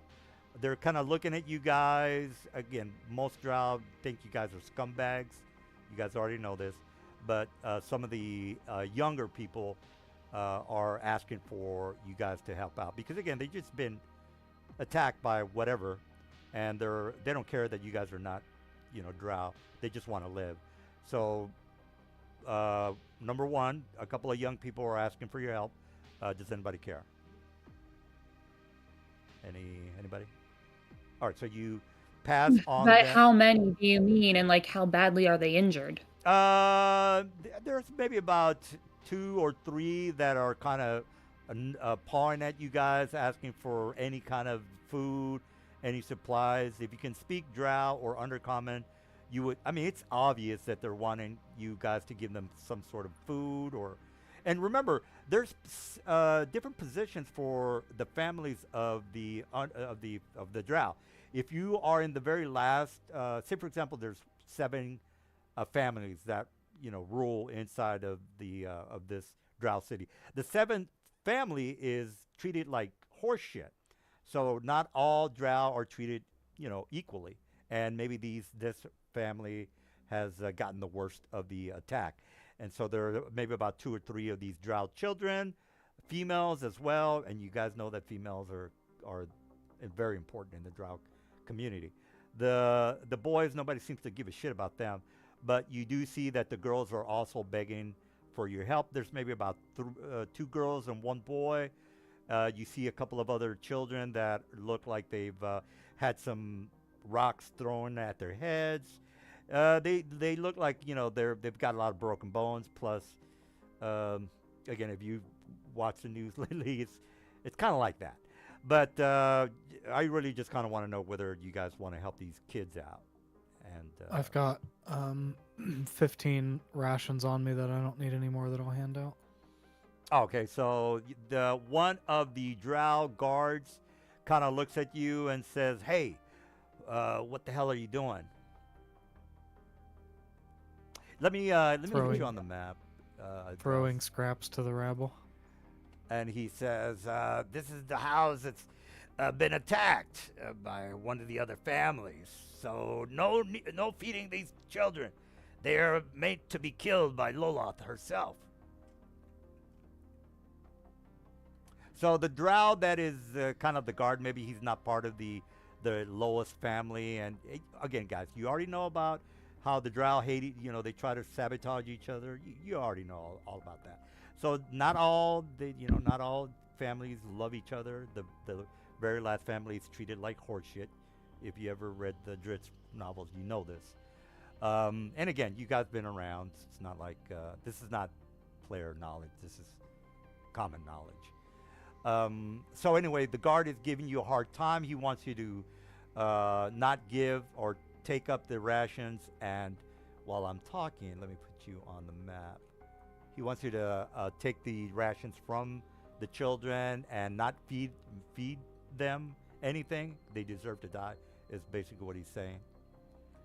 And I'll put you on the map in a second. So, Mr. Compassion, what do you want to do about that? I mean, I'm not gonna go chase the kids down and take the food back from them. Well, they're kind of like right next to you. They're begging for food, Mr. Dude, and you throw them the rations. The guard that is kind of, again, there's guards around here. There's been a battle. The guards around here is basically telling you, hey, pick up those rations and don't give it to the kids. They deserve to die. They're meant to die. If they can't, if there's a clash between the families and the family dies, then they're technically, supposed to be killed or treated like shit. And the children, you already know, they don't give a shit about kids. They can. I'm confused. If they're supposed to die, why aren't you killing them? And they kind of look. There's another guard who looks at him. He says, "We enjoy watching them suffer." So they're kind of being sadistic about it, Mr. Dude. They want the kids to suffer and grovel for food and probably die of broken bones or internal or whatever. I mean, they look like they're pretty badly beaten up. It's obvious. All right, let me put you on the map. While I'm at it, what do you? So you have two options, dude. You can do your. Well, I'm not gonna tell you what you can do. I mean, I won't keep handing out more, but I'm not gonna take back anything that the kids have already picked up. Well, the guard is. I will step and say those rations are extremely old and are more likely to cause them more suffering than aid. If anything, it will add to your enjoyment. All right, so he gets off his lizard mount. Let me put you on the map. So you A deception check of 22 to get them to believe that. are you doing a persuasion? I think is what you're saying. Deception. I'm deceiving them. Oh, okay. Well, let me roll an insight. Let me put you guys on the map. And this drow is right here. He's gotten off the whatchamacallit. All right, so let me make a saving throw or a insight check, I should say. All right, so which I'm probably not gonna make, but I gotta try. All right, so my drow. What was the 22? Okay. All right. Well, he kind of looks at you, and then he turns around, looks at his partner, and he just kind of goes to one of the kids, and he kind of scurries them away. They take the rations, because again, you're being more than you're being very. You're making a diplomacy check, or you've made a persuasion or deception. I'm sorry, deception, to where they kind of believe you. And then the kids start to run away, and then the guard kind of walks up to you and says, Are you? He kind of looks you up and down. He says, "Are you merchants of the city?" So no, we are on our way to see the matron mother. And matron mother, and he says, "What's her name?" I don't see what business that is of yours. We have business with the matron mother, and you are preventing us from getting to her with her dire need And then for the threat he that's kind of affecting your city. haughtily looks at his partner, and then he says, "Look, we've just been had an attack by a couple of the families. It's basically chaos here. So in order for you not to get killed, and I would assume you're a merchant, I just need to make sure that in order for you to not make mistakes, to make sure that I can escort you or take you to wherever you are." And then he kind of walks up to you, and in 3.5 edition, guys, the drow were like 4 foot, 4.5, 5 feet tall. They're kind of short. You probably already know this. In 5th edition, I have no idea how tall they are, but in old editions, they're short. All right, so they look at you guys. They're about the same same height as you, Lavanya. And he says, "Look, show me your documents. Are you merchants, or what the hell are you guys doing here to begin with?" We've already talked to your guards at the front gate. They told us directions to the matron mother. You are standing in our way. I suggest you let us pass, or you will bring her wrath upon you. And then he just make a persuasion check, and let me just or else I'll have to just get in a fight with you guys, which is it's a waste of time, I know, but I know your persuasion's gonna kick my ass. Technically deception, because I'm. Oh, okay. I mean, they're the same role, but the Oh, check's the same. All right, so they kind of say, okay, all right, so they kind of uh, let you pass, is what I'm trying to say. And then one of these females, a cleric, I should say, she kind of walks up to you and says, "Well met. Are you?" And then she kind of says, "I remember seeing you," or actually, I'm sorry, I'm screwing up the timeline here. One of the guards kind of walks up to you and says, "Look, I was part of the entourage with the matron mother, or the drow priestess that happened a couple of days ago. I remember you, and I can escort you to the matron mother if you wish." And then the other guys kind of just walk away. But this guy was part of the little entourage with the drow priestess that you guys spoke with last week. So he's going to escort you to the matron mother. All right. So do you have anything that you want to mention to him, or probably not? Is that correct? Not to him specifically, but we will, thank him for his, assistance and take up his offer. All right. To get us there directly. All right. So you let me go ahead and pop you guys in the house. All right. So as soon as you guys, and by the way, before you get to the matron mother's house, you do see a couple of again, they have goblins and orc slaves as well.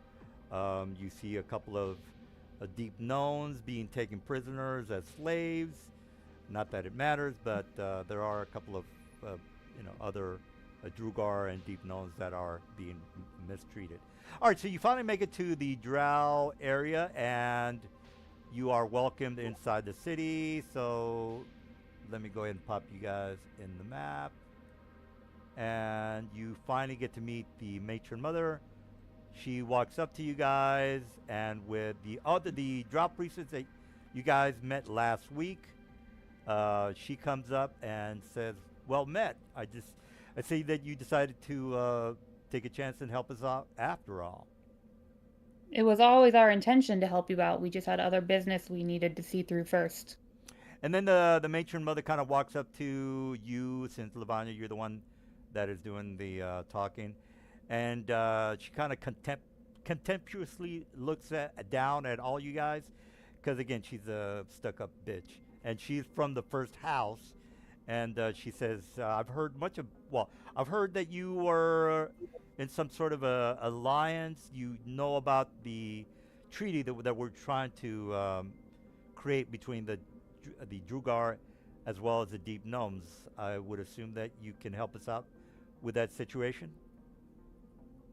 Currently we're not part of any treaty. We stumbled across this letter, which I'll hand her the letter, that seems to be penned by you. It's how we learned about your intentions to forge an alliance. Again, we were on our own mission down here. We did give word of this to the deep gnome city, back whatever direction that was. I'll describe to her. Do not know what happened with that, but we did send word into the city, hoping that some communication would start up with that. More importantly, we traveled north after the person we were tracking, and along the way, we learned some disturbing news, some of which you may or may not already be aware. And at this point, I'll tell her we learned in the shanty town with the drow saboteurs and the Druagar trying to just prevent them from, all that stuff. I'll fill her in on. And then she says, well, I see that you've had a pretty advantageous trek. And then the daughter, she kind of comes up, she says, Mother, these people could more than likely help us with the destruction of the Mind Flyer colony. From there, we can probably help them with the dynamite that we're going to be needing. And then she kind of motions her to shut the fuck up. And the matron mother says, look, we are in need of some mercenaries, such as yourself, that would be able to not only create a treaty with the Drugar, as well as the deep gnomes, but we are also would like someone to sabotage the dam that you might have noticed on the way into the Mind Flayer colony. With the destruction of the dam, the shantytown. Well, actually, I think I'm overreaching here. You guys haven't mentioned anything about your trek into the Mind Flayer colony, right? Because I don't want to mention that. We didn't go into the colony, but I mean, we told the daughter that our intention was to chase the storm giant all the way to the colony, see if we can get him. Oh, yeah. So she knows we've gone that far north. Okay. And I did say everything that we learned in the shantytown. So I'm not hiding knowledge, but it's possible I haven't mentioned something just because of how the conversation goes. Yeah. Well, if she's aware that you made it all the way to Shantytown, then she knows that you know about the dam. So the matron mother, she says, tells the daughter, shut the fuck up. And she says, look, we need a mercenary team that can destroy the dam and give us at least a chance for us to make it hard on the Mind Flyers and their means to try to take over our city. We've had a couple of beholders attack the city with their disintegration rays, so they can bore inside the tunnel, even though the area in this city has the Gorgon's blood. In order for them not to be able to teleport inside, that does not stop the beholders and their means to disintegrate and bore a hole inside our natural space here. So we are needing a couple of things from you, if possible. Number one, take out the beholders that are basically attacking our city. And not only that, we have problems with a couple of families that are not cooperating and making things worse.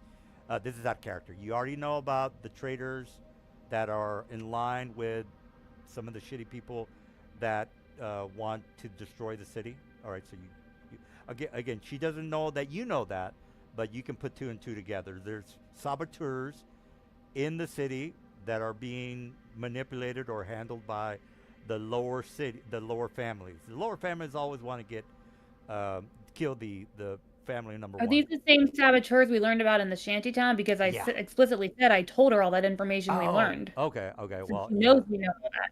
Okay, then if that's the case, I missed that part. She says, "Look, we have traitors in our midst, so we would need you to, if you can, infiltrate one of the seventh and last family and perhaps take out the matron mother, because again, we cannot have a house divided within itself, cannot stand. So we need to have her killed. Another thing we are also in need of is to kill a hive of beholders that are working with the mind flayers. We don't know their whereabouts because we have our own troubles here, and our drow militia is not well trained to take on a group or a colony of beholders, if there is a colony of beholders to be found. But we would want you to investigate that. So number one is kill the matron mother. Number two is find the colony of beholders that is working with the mind flyers. Number three, do a what's that movie where they had to blow up the dam? Navajo One, Navajo. You guys know the movie that I'm thinking about. Anyway, she wants you to destroy the dam and take out the shanty town and all the goddamn traders that live there. That's number three. And then you guys can start working on the number four, which is the alliance. And yeah, that's a lot of shit to do, but whatever. There's not enough. No, I'm gonna push back. Be like, there is a common goal here. We need to get rid of the mind flayers and the elder brain dragon. Some of this stuff, while they are issues, seems like distractions. We cannot take care of all that before things are lost to the elder brain dragon. So we cannot take on all of this work for you. You need to be able to handle some of this yourself. And then the daughter says, "Mother, what if we have them infiltrate the Mind Flayer colony, and maybe rescue the Storm Giant's son? Because again, you already told them about the Storm Giant's son, and use that as a vehicle to give." Well, this is out of character. Give you guys not that you need it, guys, because you're rolling like 100. He was telling us not to even bother chasing after him, so this is way out of character for her to suddenly being like, well, they should go save him now. Well, this is a complete 180 of her opinion. You're correct, but she needs to use the sun as a means to have the other, entice the other races, because again, they don't think they can do it on their own, and having the rescuing the sun would benefit them in with the diplomacy or the alliance that they're trying to have right now.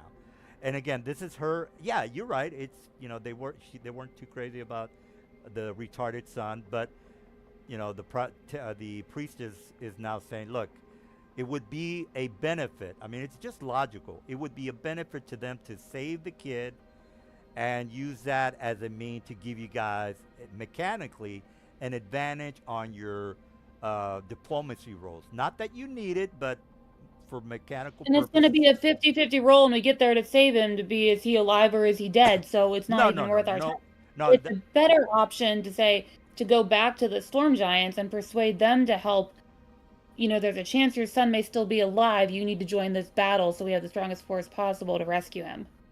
And if it turns out things are for the worse, then you can take your vengeance.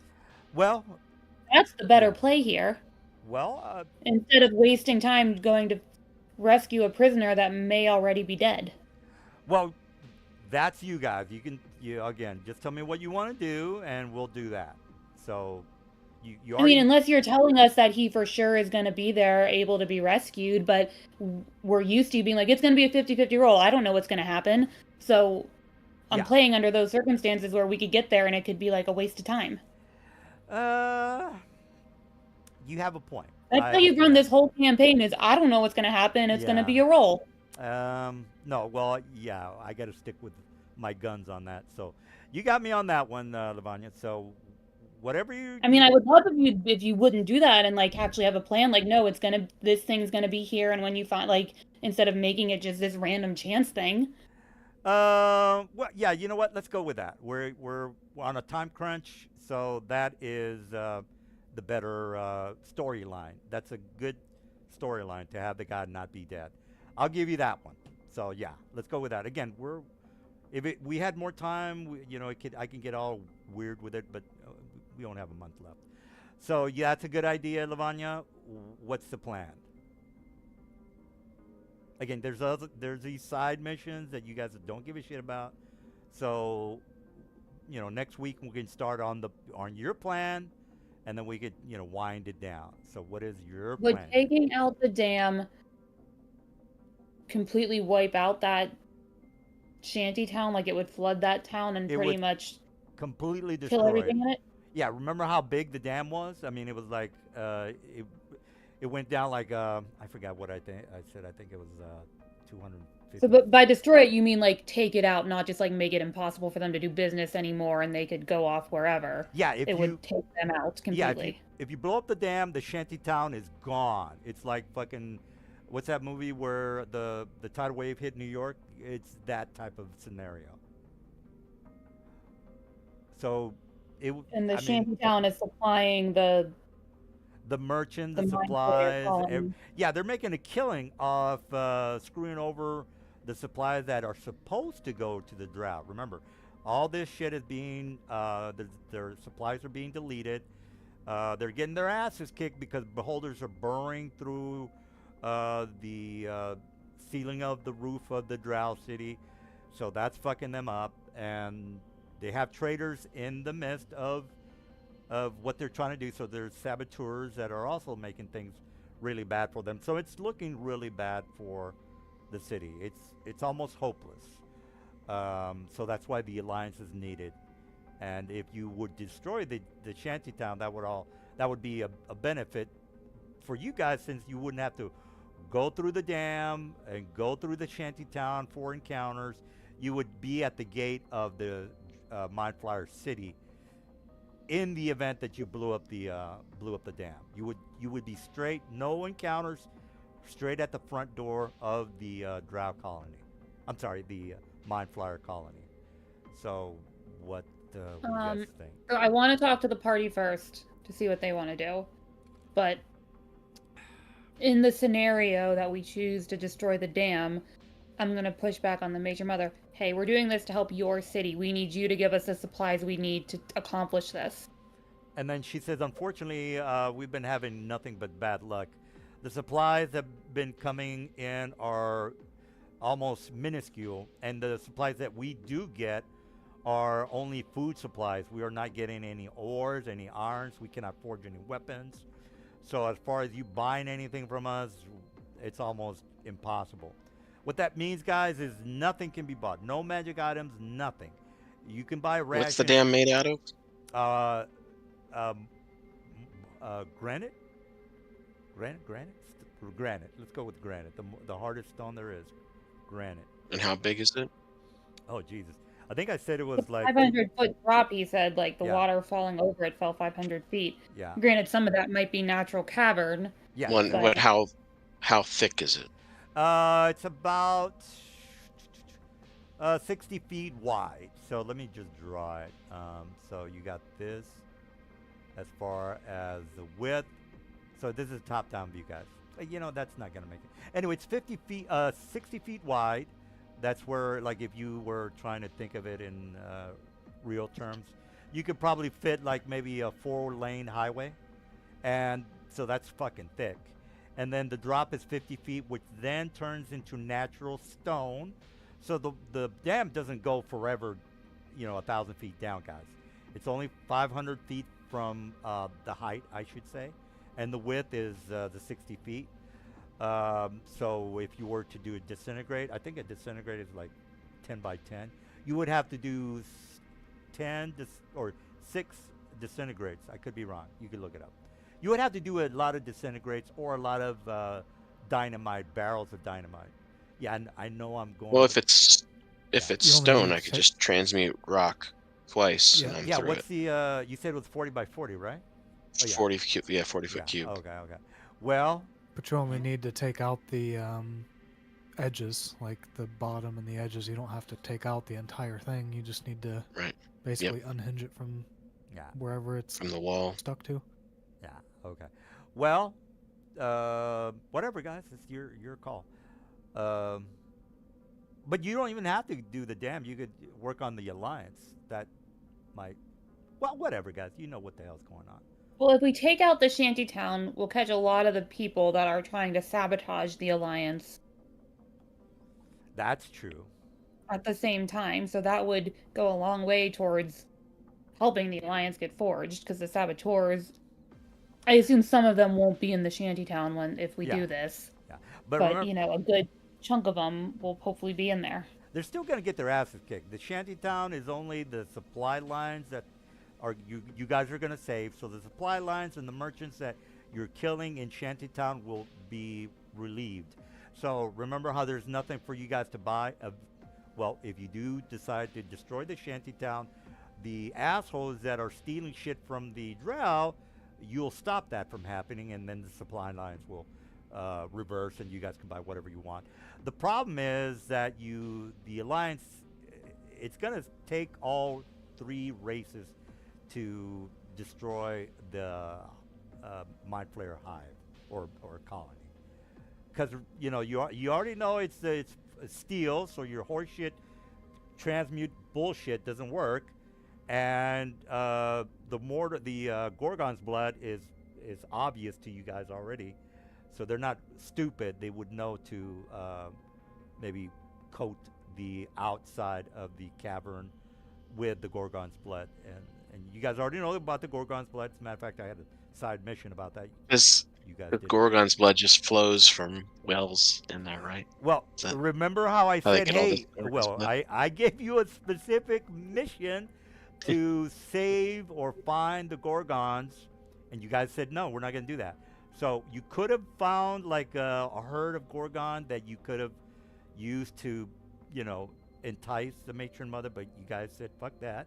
So that's you What guys. do we need to entice the matron mother for? She needs our help. Well, yeah, I mean that was just a means for me to entice you guys. That again, it didn't work. That would have had no impact on Well, them. The other, if I was a where player, they're- I would have said, hey, we could make friends with the matron mother by giving her a supply of Gorgons. Yeah, we would have made friends, and then we would have been like, hey, now that we're friends, can you do this? And she would have been like, yeah, sure. If you go do these 3 other missions for me and then buy all this Hey, dynamite and blow up the dam, we're then I can playing- commit forces to you. That's how D&D It would have played works. out literally exactly the same as it's playing out right now, might I- except we would have had to do more work. up Usually front. in D&D, all the people you're helping are not entirely helpless. Everyone is entirely helpless and can do jack diddly squat on their own. I am a goddamn genius when it comes to DMing, and I'm giving you a shit ton of missions that you should that appreciate. have no impact on the story because Well- nobody thinks like a normal thinking person. They're all stupid. Oh, whatever. I'm going to tell the matron mother, I'm assuming the party's okay with this. Someone veto me if you have other thoughts and you want me to stop talking. We will go and see what we can do to take out the dam. In the meantime, you're the one who wants to forge this alliance. We're aligned with you on that. But you need to lead this charge. You need to call the heads of these 3 races together. And then Find a way to set up a meeting with the 3 heads in a neutral location, and we will help in that negotiation. But you need to set up that meeting. We do not have the time to do all of this. You need to take a role in making this happen. All right, well, this vixen of a female priest, drow, she looks at you like a really hot TikTok chick, and she says, look, we've already tried that. I don't know why I said that, but I'm thinking of hot chicks from TikTok. She says, we've already tried that. It's not, the stiff-necked Drugar are psychotic, so it's making things extremely impossible. Give them lead on setting it up. Say you want to have a meeting and give them the reins on setting it up so that if they're being the most stubborn, they can set it up to the standards that they are okay with it happening under. And then the matron mother says, perhaps you can you could do a better job than my daughter here. And the daughter No, we have to Well, go take care of the well, dam. wait, You need to wait, set up this wait. meeting. If they can take care of the dam, I mean, honestly, they don't need dynamite. Like I said, takes 1 wizard, greater invisibility, couple of transmute rocks, and that's taken care of. So if they can take care of that, we can go take care of this. She says, well, the drow priestess says, that place is heavily guarded with ogres as well as other creatures that are working, such as beholders. If you have wizards of any means, they are able to stealthily get in and take care of this. And then she says, beholders. You do not know what beholders can do. We fought beholders before. We've Well- dealt with them. You can deal with them too. This is out of character. You guys are fucking OP people. There's no way a normal CR9 wizard drow can go up against a beholder, guys. Give me a break. They don't have any high-level wizards here. These are Well- level 9 people here. Yeah, but they don't have armies, guys. I mean, there's.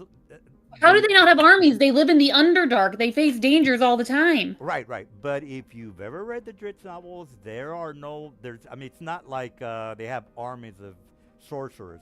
Sorcerers are unique. They have, minimal. I think one house has maybe 2 or 3 sorcerers. Correct me if I'm wrong, guys. I'm going by her lore. But again, the Drow cities are. I mean, they don't have armies of sorcerers. Oh Yeah. no, they got tons. Well, what book is that in? Because I've never heard of that. I mean, they've never had in all the books I've read about Drow, it's never been a shortage of I've wizards. never Why heard. would the Drow be a scary race that people want to get avoid if they didn't, if they weren't deadly creatures to deal with? Like, Right. Well, for a they have norm- means to protect themselves and deal with shit. Yeah. You make helpless, useless NPCs in scenarios, and we physically Do- can't do everything that Well, needs Do to be done. beholders, I get it. do guys. beholders have true seeing or something that I'm missing here? That Well, they have the anti-magic that stops the sorcerer. well, yeah, but they have to direct that at something. Like it's not just a. Well, okay. You guys have a point, but they just are not capable of taking on the army of the bad guys. That's basically it. Well, they don't have to take on the army. They just have to sneak in, sabotage it, get out. Well, how about if I roll a percent? Well, no, they're just No, this is a persuasion check. We are giving them all the instructions on exactly what they need to do. No, I get it, guys. It's just that they are not. They're gonna die. I mean, that's basically what's gonna happen. Because No, it's not. You are Okay. making them worthless NPCs for the sake of just making them worthless. Okay. There's a if- bunch of shit that needs to be done. It makes sense that we would divide and conquer the work. All right. Well, if there's 5 drow or if there's 5 beholders in a map against, let's just go with 10 So, sorcerers. can we get back to you always putting groups of beholders? Did you not read the lore I posted the other day that beholders are solitary creatures? Yeah, and we've I already read that. encountered about 15 different groups of Yeah, them this but the- campaign. Yeah. How many more groups do you have working together? Well, they're working with the mind flayers, and they're making a good persuasion on how they're gonna divvy up the humans that they're eventually gonna kill from the surface. So the beholders are They're- with them on that. Beholders are paranoid creatures. They wouldn't enter into deals They with mind have a flayers. They hive would think they mother. were going to get betrayed. They have a hive mother. You ever heard about a beholder hive mother? Somebody No, has to give birth. Not to in the 5e beholder lore says they're solitary paranoid creatures. There's a hive mother in the lore, people. So Not you in know, 5e. Not that I read in the Well, I'm beholder not stat gonna- block of 5e. I'm not gonna throw away the hive mother because she's not in 5e. That just doesn't make any sense. I think Every time we encounter any beholders, it's always in groups, and that is not how beholders are supposed to function. Well, she's working with the hive mother. She's in. Okay, she might not be in the 5th edition, but somebody has to be in charge or give birth to beholders, guys. I mean, No, we're- every beholder births their own offspring, and then they usually kick the offspring out, I or the didn't- offspring kills them. Read the 5e lore on beholders. all right. You're well, not running beholders how they're described. All right. Well, long story short, in this world, not in Ravenloft or Forgotten Realms, these beholders have a hierarchy. So they're not all paranoid. Some might have paranoid tendency, but in this world, there is a hierarchy with the beholder hive mother that does all the commands. Okay, well, in this world, can we have drow sorcerers that aren't just like CR6? Because in this world, if there are groups of beholders, the drow What- would not exist if they were physically incapable of holding back this overwhelming threat of just groups of beholders wandering around the Underdark next door to them. Well, they have the drow that are in the Monsters Manual books, the expanded ones. That's where I get my stats from. But is there like a legion, an army, a battalion of drow sorcerers? We didn't ask for that. We asked for competent, not even multiples, just a small number, 1 or 2 or 3 competent drow casters that could be Or greater hell, invisible. even rogues with scrolls. Like that's the mages don't even have to go in. You Well, can't, like, the fact that you're bending the lore of enemies to make them all outrageously unassailable, and then all of the friendly NPCs are just beta useless soy boys, is Well- just asinine. well, okay, guys. I'm going by the old lore. I'm sorry you don't like the old lore, but the old lore. So old lore is all non-monster races are beta soy boy cuck bitches, and then monsters are just all no, the mega chads, and they all operate in groups. No, That's, there's just that's lore. There's too many beholders, guys. Take out the Hive Mother, perhaps, and kill her, or the Elder. I'd have to look it up. I wasn't aware that there wasn't a Hive Mother, but I'm going by old lore, which is there is a Hive Mother. Again, I would have to look it up, or an Elder, or something, guys. Anyway, beholders come from somewhere, and somebody has to give birth to these things.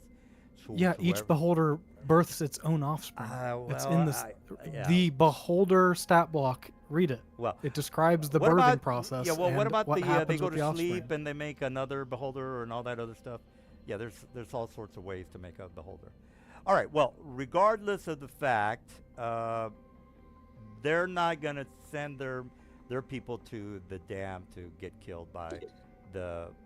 Then why would we risk our lives for you? We'll 'Cause- teleport the fuck out of this realm and go somewhere else. Well, you guys are like. We are not. We super- cannot solely save your world for you. You need to own some stakes in it and do some work. You guys are superheroes. Look, if guys you are- can't even fight off a couple ogres and beholders, then you're going to be useless in a battle against a mind flayer colony. So we don't need you in our alliance. You suck. Well, she's saying, look, there's Go just, sort yourself out.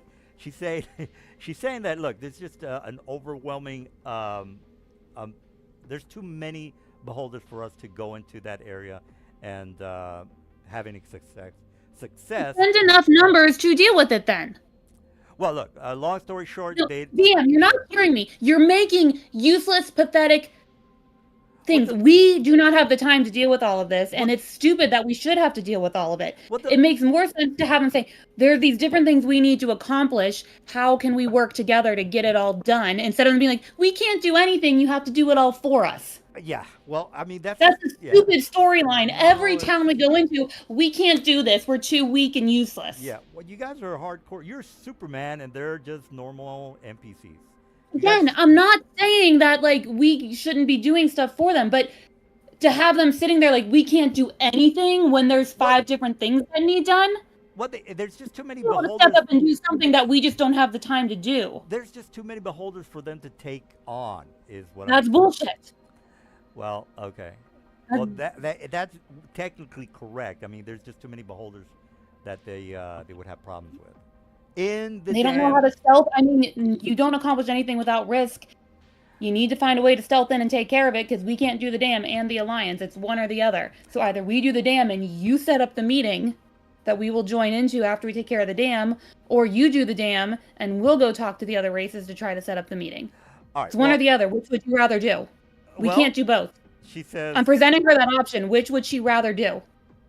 And then the matron mother says, "Look, we're not going to sacrifice our sorcerers to the beholders. We have enough trouble as it is trying to keep this city from being invaded by the beholders now." So you will set up the meeting of the races while we deal with the dam, and then we'll join you at the meeting to And she forge says, this alliance.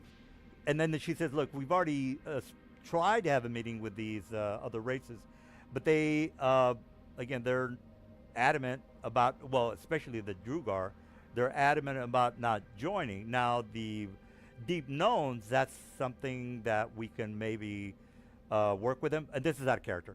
I'll do a persuasion check if you guys meet and work with them. So I'll make a persuasion check from the Drow to the Deep Gnomes, and whoever wins wins.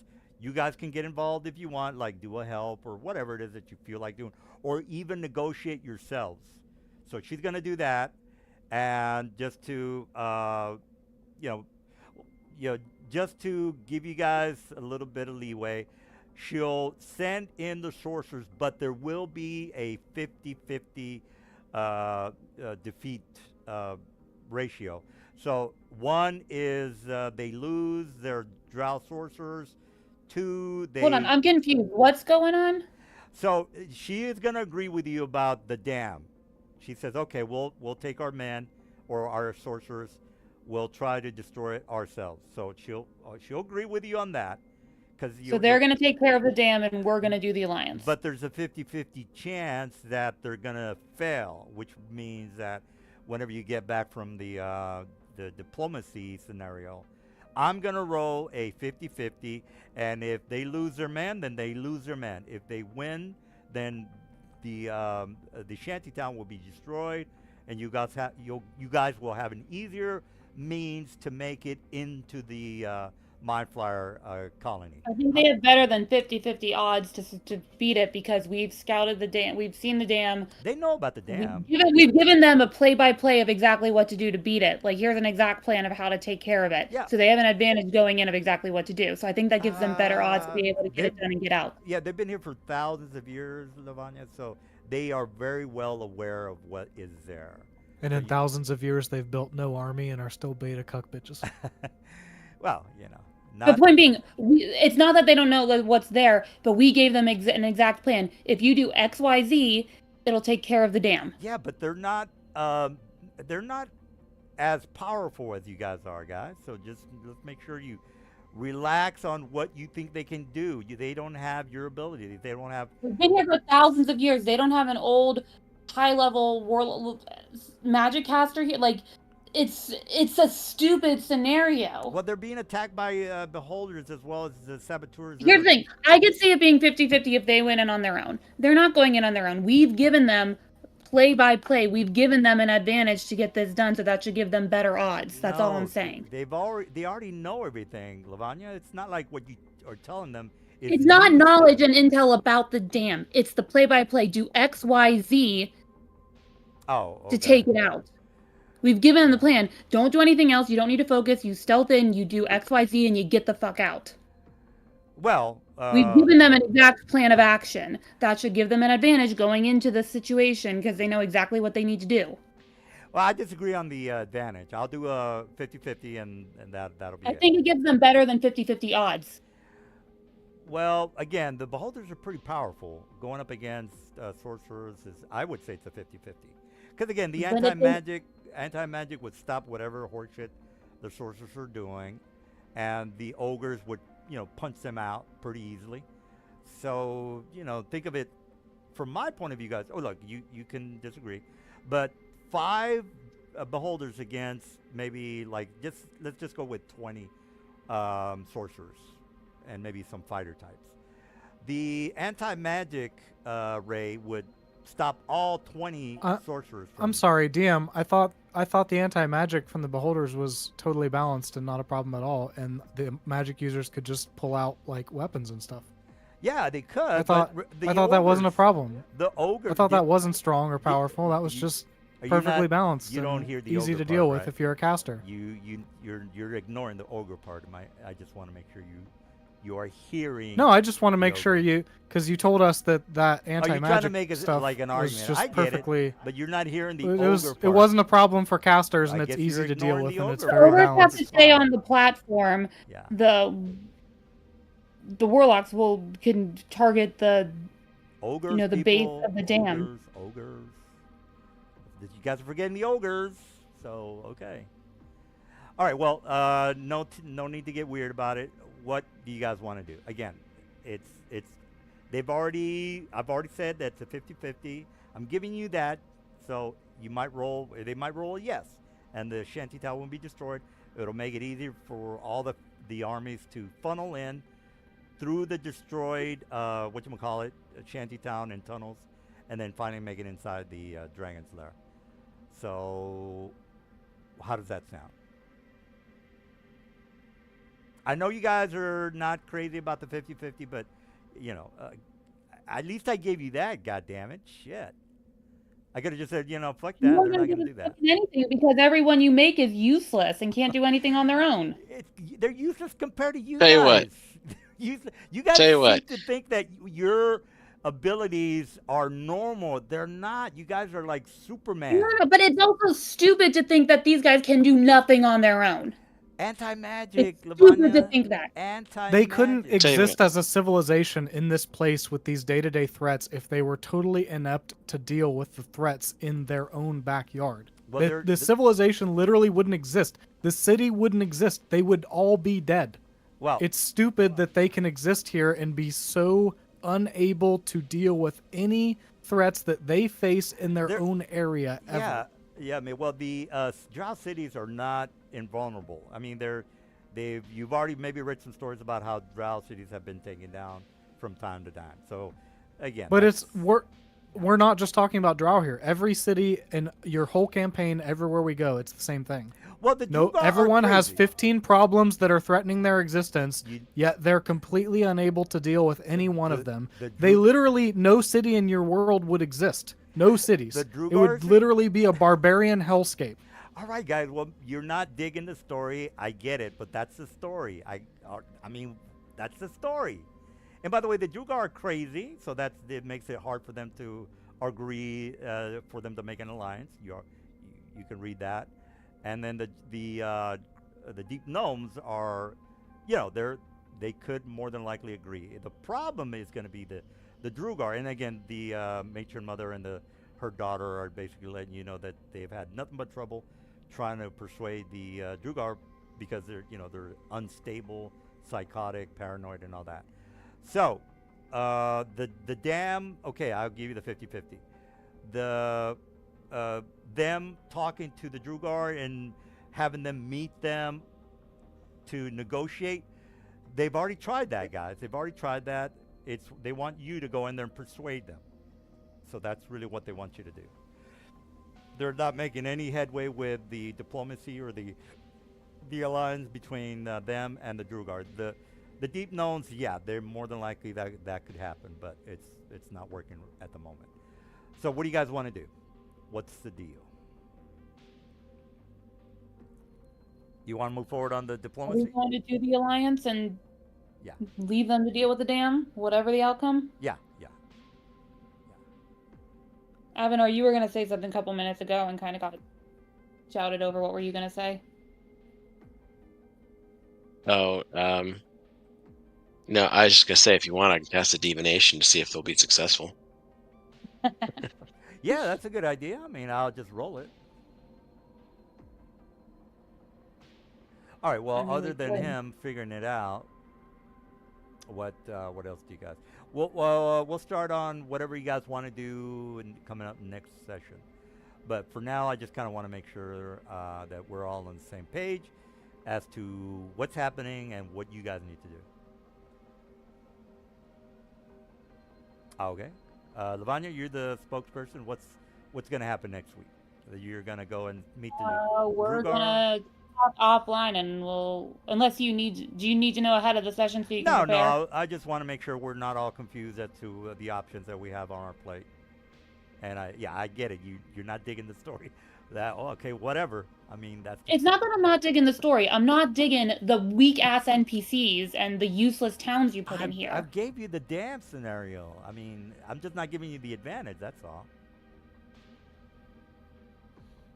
All right, so we're finished with the dam So my scenario. question, if we do the alliance, like, they said they've had some talks with the deep gnomes, like, do we have to get to both races? Because that's a lot of travel time. Again, it's one of those, there's a limited amount of time. The more days that pass, the more the Elder Brain Dragon, We need to go to the Duergar, right? She said she can try the deep gnomes. That's first yeah, if she nibbler. can take care of the deep gnomes too to bring them to the table, we can go deal with the Duergar to bring them to the table. Yeah, that sounds like a good idea. That's not a Because problem. there's just not time to do both races, which is why we need NPCs who are capable of doing something so we can divide and conquer the work. Yeah, That's the argument. that sounds totally fine. Since we only got like a month left, that'll definitely slim things down. Yeah, that's a good idea. Yeah. All right. Well, I thought these side missions were excellent, but I guess you guys. I know you guys are on a time schedule. I get it, but I just thought those side missions were pretty good. All right. Well, are we done here? We're done. I think so, yeah. All right, guys. Well, all right, that went well. Other than, Right, got shouty at the end, but it's just frustrating that it's the same scenario over and over again. well, gee, again, you guys are Superman. These people are normal NPCs. You Well, guys are yes, Superman. but we are. But every town can't have 15 Superman necessary problems assaulting them every time Yes. Superman shows up. It's just not realistic. It's crazy. Well, I mean, Especially Drow. well, Because Drow are the most OP race ever made. on the bright side, you were able to negotiate everything well and focus on what needs to be done. The distractions that I'm throwing at you are just that. They're, well, you know me. I do that on purpose to fuck you over. Let's make sure you understand that, and don't be bitter about it. That's what I'm supposed to do. And then you give us shit when we don't take the bait. Well, I'll complain as soon as I do what I have to do after the game. All right. No, I've already complained in front of you guys anyway. Yeah, I thought the some of the side missions were pretty cool. All right. Well, all right. Wherever everybody's cool, well, you guys can discuss whatever it is that you want to do. They'll talk to the. I'm gonna roll the persuasion from the matron's mother's stat against the deep known chieftain. So before you guys are like, well, they should have worked. Well, let's see. Let's compare the roles. This is her persuasion, and this is his insight. Who wins? And then you guys are gonna bitch at me because if the deep knowns don't agree to her demands, then there is no alliance. No, here's the thing that I'm telling her. You're entering it isn't a demand. You are Yeah. doing what needs to be done to bring them to the table. So it's a matter of her setting aside her own ego and being like, we want to just have a meeting to discuss this. What needs to happen for you to be comfortable coming to this meeting, and then make that happen. Right. But remember, I mean, before all this mind flyer, or the elder brain started turning people into mind flyers, the Drow and the Deep Knowns were not friends, and I understand that, but they're all aware of this threat, so it's like the enemy There's of an my act enemy of of my mutual friend. survival All right, that is so definitely all right, looming so there. you're arguing for an advantage roll for the Drow to make their. I'm arguing that the matron mother cannot leave that table without some agreement from the Deep Gnomes to at least come to a meeting to discuss an alliance with all Oh. three races. All right. Well, I think they need to commit to the alliance. They need to agree to come to a meeting where all three races can agree to it. all right. Well, she's gonna do the negotiations on her own without you guys being there, and if she doesn't make her persuasion check, are you guys gonna have a fit? Yes, because we're telling her it's not about her.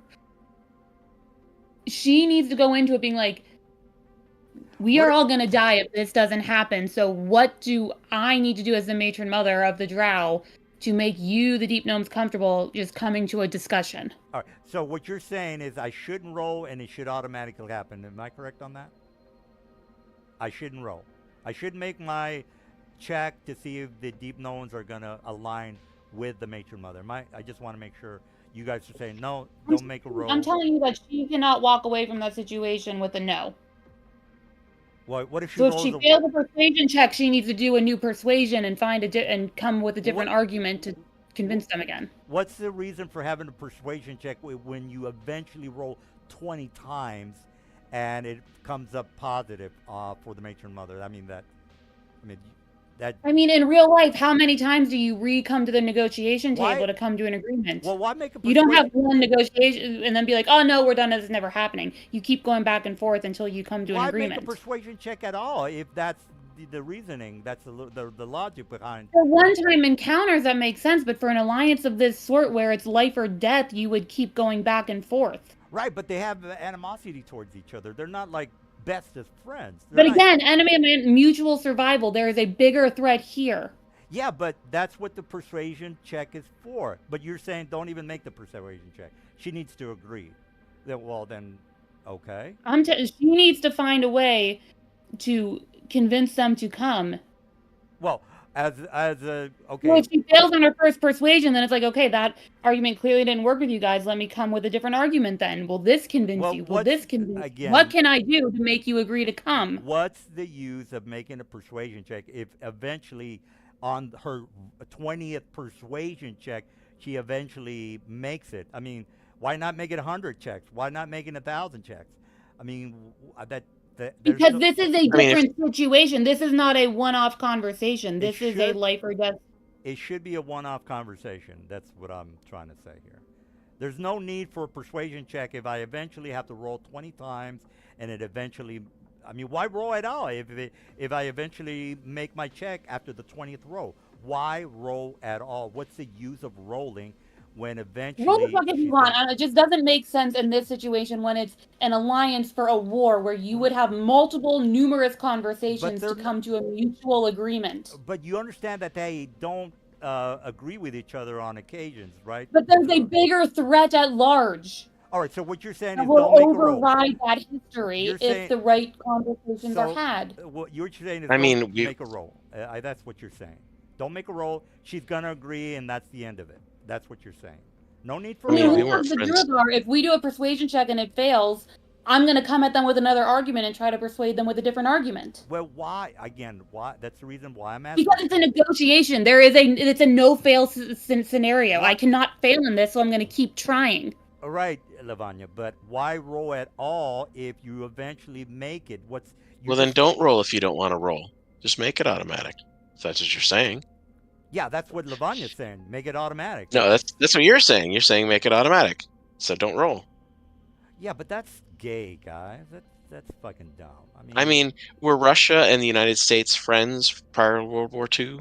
look, No. what I'm saying is there But should, they banded together because they recognized there was a mutual threat that could wipe all of them out. look.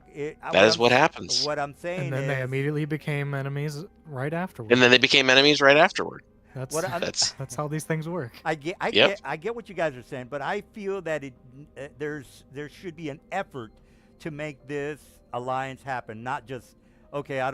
She should just make her argument, and the deep gnomes should agree. I believe that there should be an effort made to get this done correctly. It's my argument, instead of just saying, well, it's automatic. She's going to agree because of the threat that is happening with the Again, with the alliance. the evidence, she's just bringing them to the table to discuss it. They're not agreeing to anything except to hear a discussion for it. If you guys want to get involved, that is technically what I want you to do. Is you guys get involved. And that's the thing. I want to be involved, but we don't have time to go gather all the races to one meeting. We need her to get the gnomes, bring them to the meeting. We'll get the Druagar, bring them to the meeting, and then we'll hash it out with all three races together. Well, So we just need her to bring them to the meeting, and then we'll do all the work persuading them. okay. She just needs to get them to agree to come listen. Right. Well, you already know that. I've already mentioned this. That the daughter said, "Look, we already tried to get him to the table. The Druagar are psychotic, paranoid people that don't trust us." And Yeah, we're going to the Duergar Right. to try and remedy that. Right. Yeah, but the deep gnomes, that's another diplomacy check that needs to be made by That she needs to spend time doing and not just go try once, come back and say, nope, I've tried. I won't try again. They said, no, we're done. I'm not trying anymore. It can't be done. Yeah, but That's again, stupid. Again, my argument is that you shouldn't have to roll 20 times in order for it to happen. You should only roll once, and that's if whatever happens, happens. Then don't roll. Make it automatic then. Just bring them to but the that's table. gay, guys. That's fucking Do you gay. No, it's remember? not. If you're not Hey, going to roll for it, then that's what DM, it's have going to you needs to be. DM, have you seen Lord of the Rings? Yeah, but there was a persuasion. Do you remember? Do you remember when all the races congregated with Elrond, and he didn't have to struggle to get them to show up, but once they were all there, that's when he had to pitch them all into committing their resources to deal with the One Ring threat? He didn't have to struggle and pull hairs and negotiate to just get them to show up and talk. You know what? Even though there was elves and there was dwarves and they didn't like each other and there was humans and there was hobbits, they all showed up, and then he had to convince them, here is why you should all work together. Right. I get the part about getting everybody together, but okay, I'll give you that. Jesus Christ, guys, I'm the goddamn director of this goddamn movie. I appreciate your input, but you're making it. But we're the actors, and we're gonna go on actor strike. You know, the actors. The actors don't tell the director what to do in a movie. God damn it! They actually do. I beg to differ. all right. I get your gist, guys. Next week we'll have a powwow with everybody in the room, and you guys can do your horse shit. I'm gonna make my one and only persuasion check with the matron mother and the Drugar and the deep gnomes. You guys can get involved with that, so you don't have to goddamn run around the whole Underdark to get things done. It'll be you and everybody in the room making a persuasion check, and that'll be it.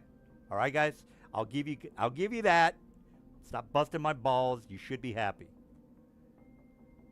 All right, we're in agreement on that. So we're okay? having an Underdark moot. We're having a powwow, and you guys, you're gonna let the matron mother speak, and if she fails on her persuasion, then you guys need to get involved or do something, or I don't know what you need to do. Make your diplomacy check, whatever. Yep. So This sounds like a good, reasonable D&D negotiating session. oh well, you screwed up I'm my story. glad we but got here after 45 minutes. we couldn't do anything. We couldn't have an encounter anyway. Encounters last an hour and a half, so we had to argue about this for the rest of the night. All right, well, okay, you won. I get it. Next week we'll have the big powwow, and they can have your axe, and you can have my sword, and you can have my bow. Scenario, Yeah. and see what happens. All right, everybody happy? Okay, I think everybody's happy. Happy. I'm satisfied. Satisfied is good enough. All right, well, let me stop the stream, and good game. Even though my side missions were excellent and should have been looked into, but oh well. Hey, we solved your puzzles. Bullshit! That's another goddamn thing. You were supposed to move the guy. Oh my God, Jesus Christ! I'm wasting my time with you people. All Solve, bypass. I mean, it's the same Bullshit. thing. You're you didn't. Oh my God. Okay, whatever. I will go outside and do what I got to do.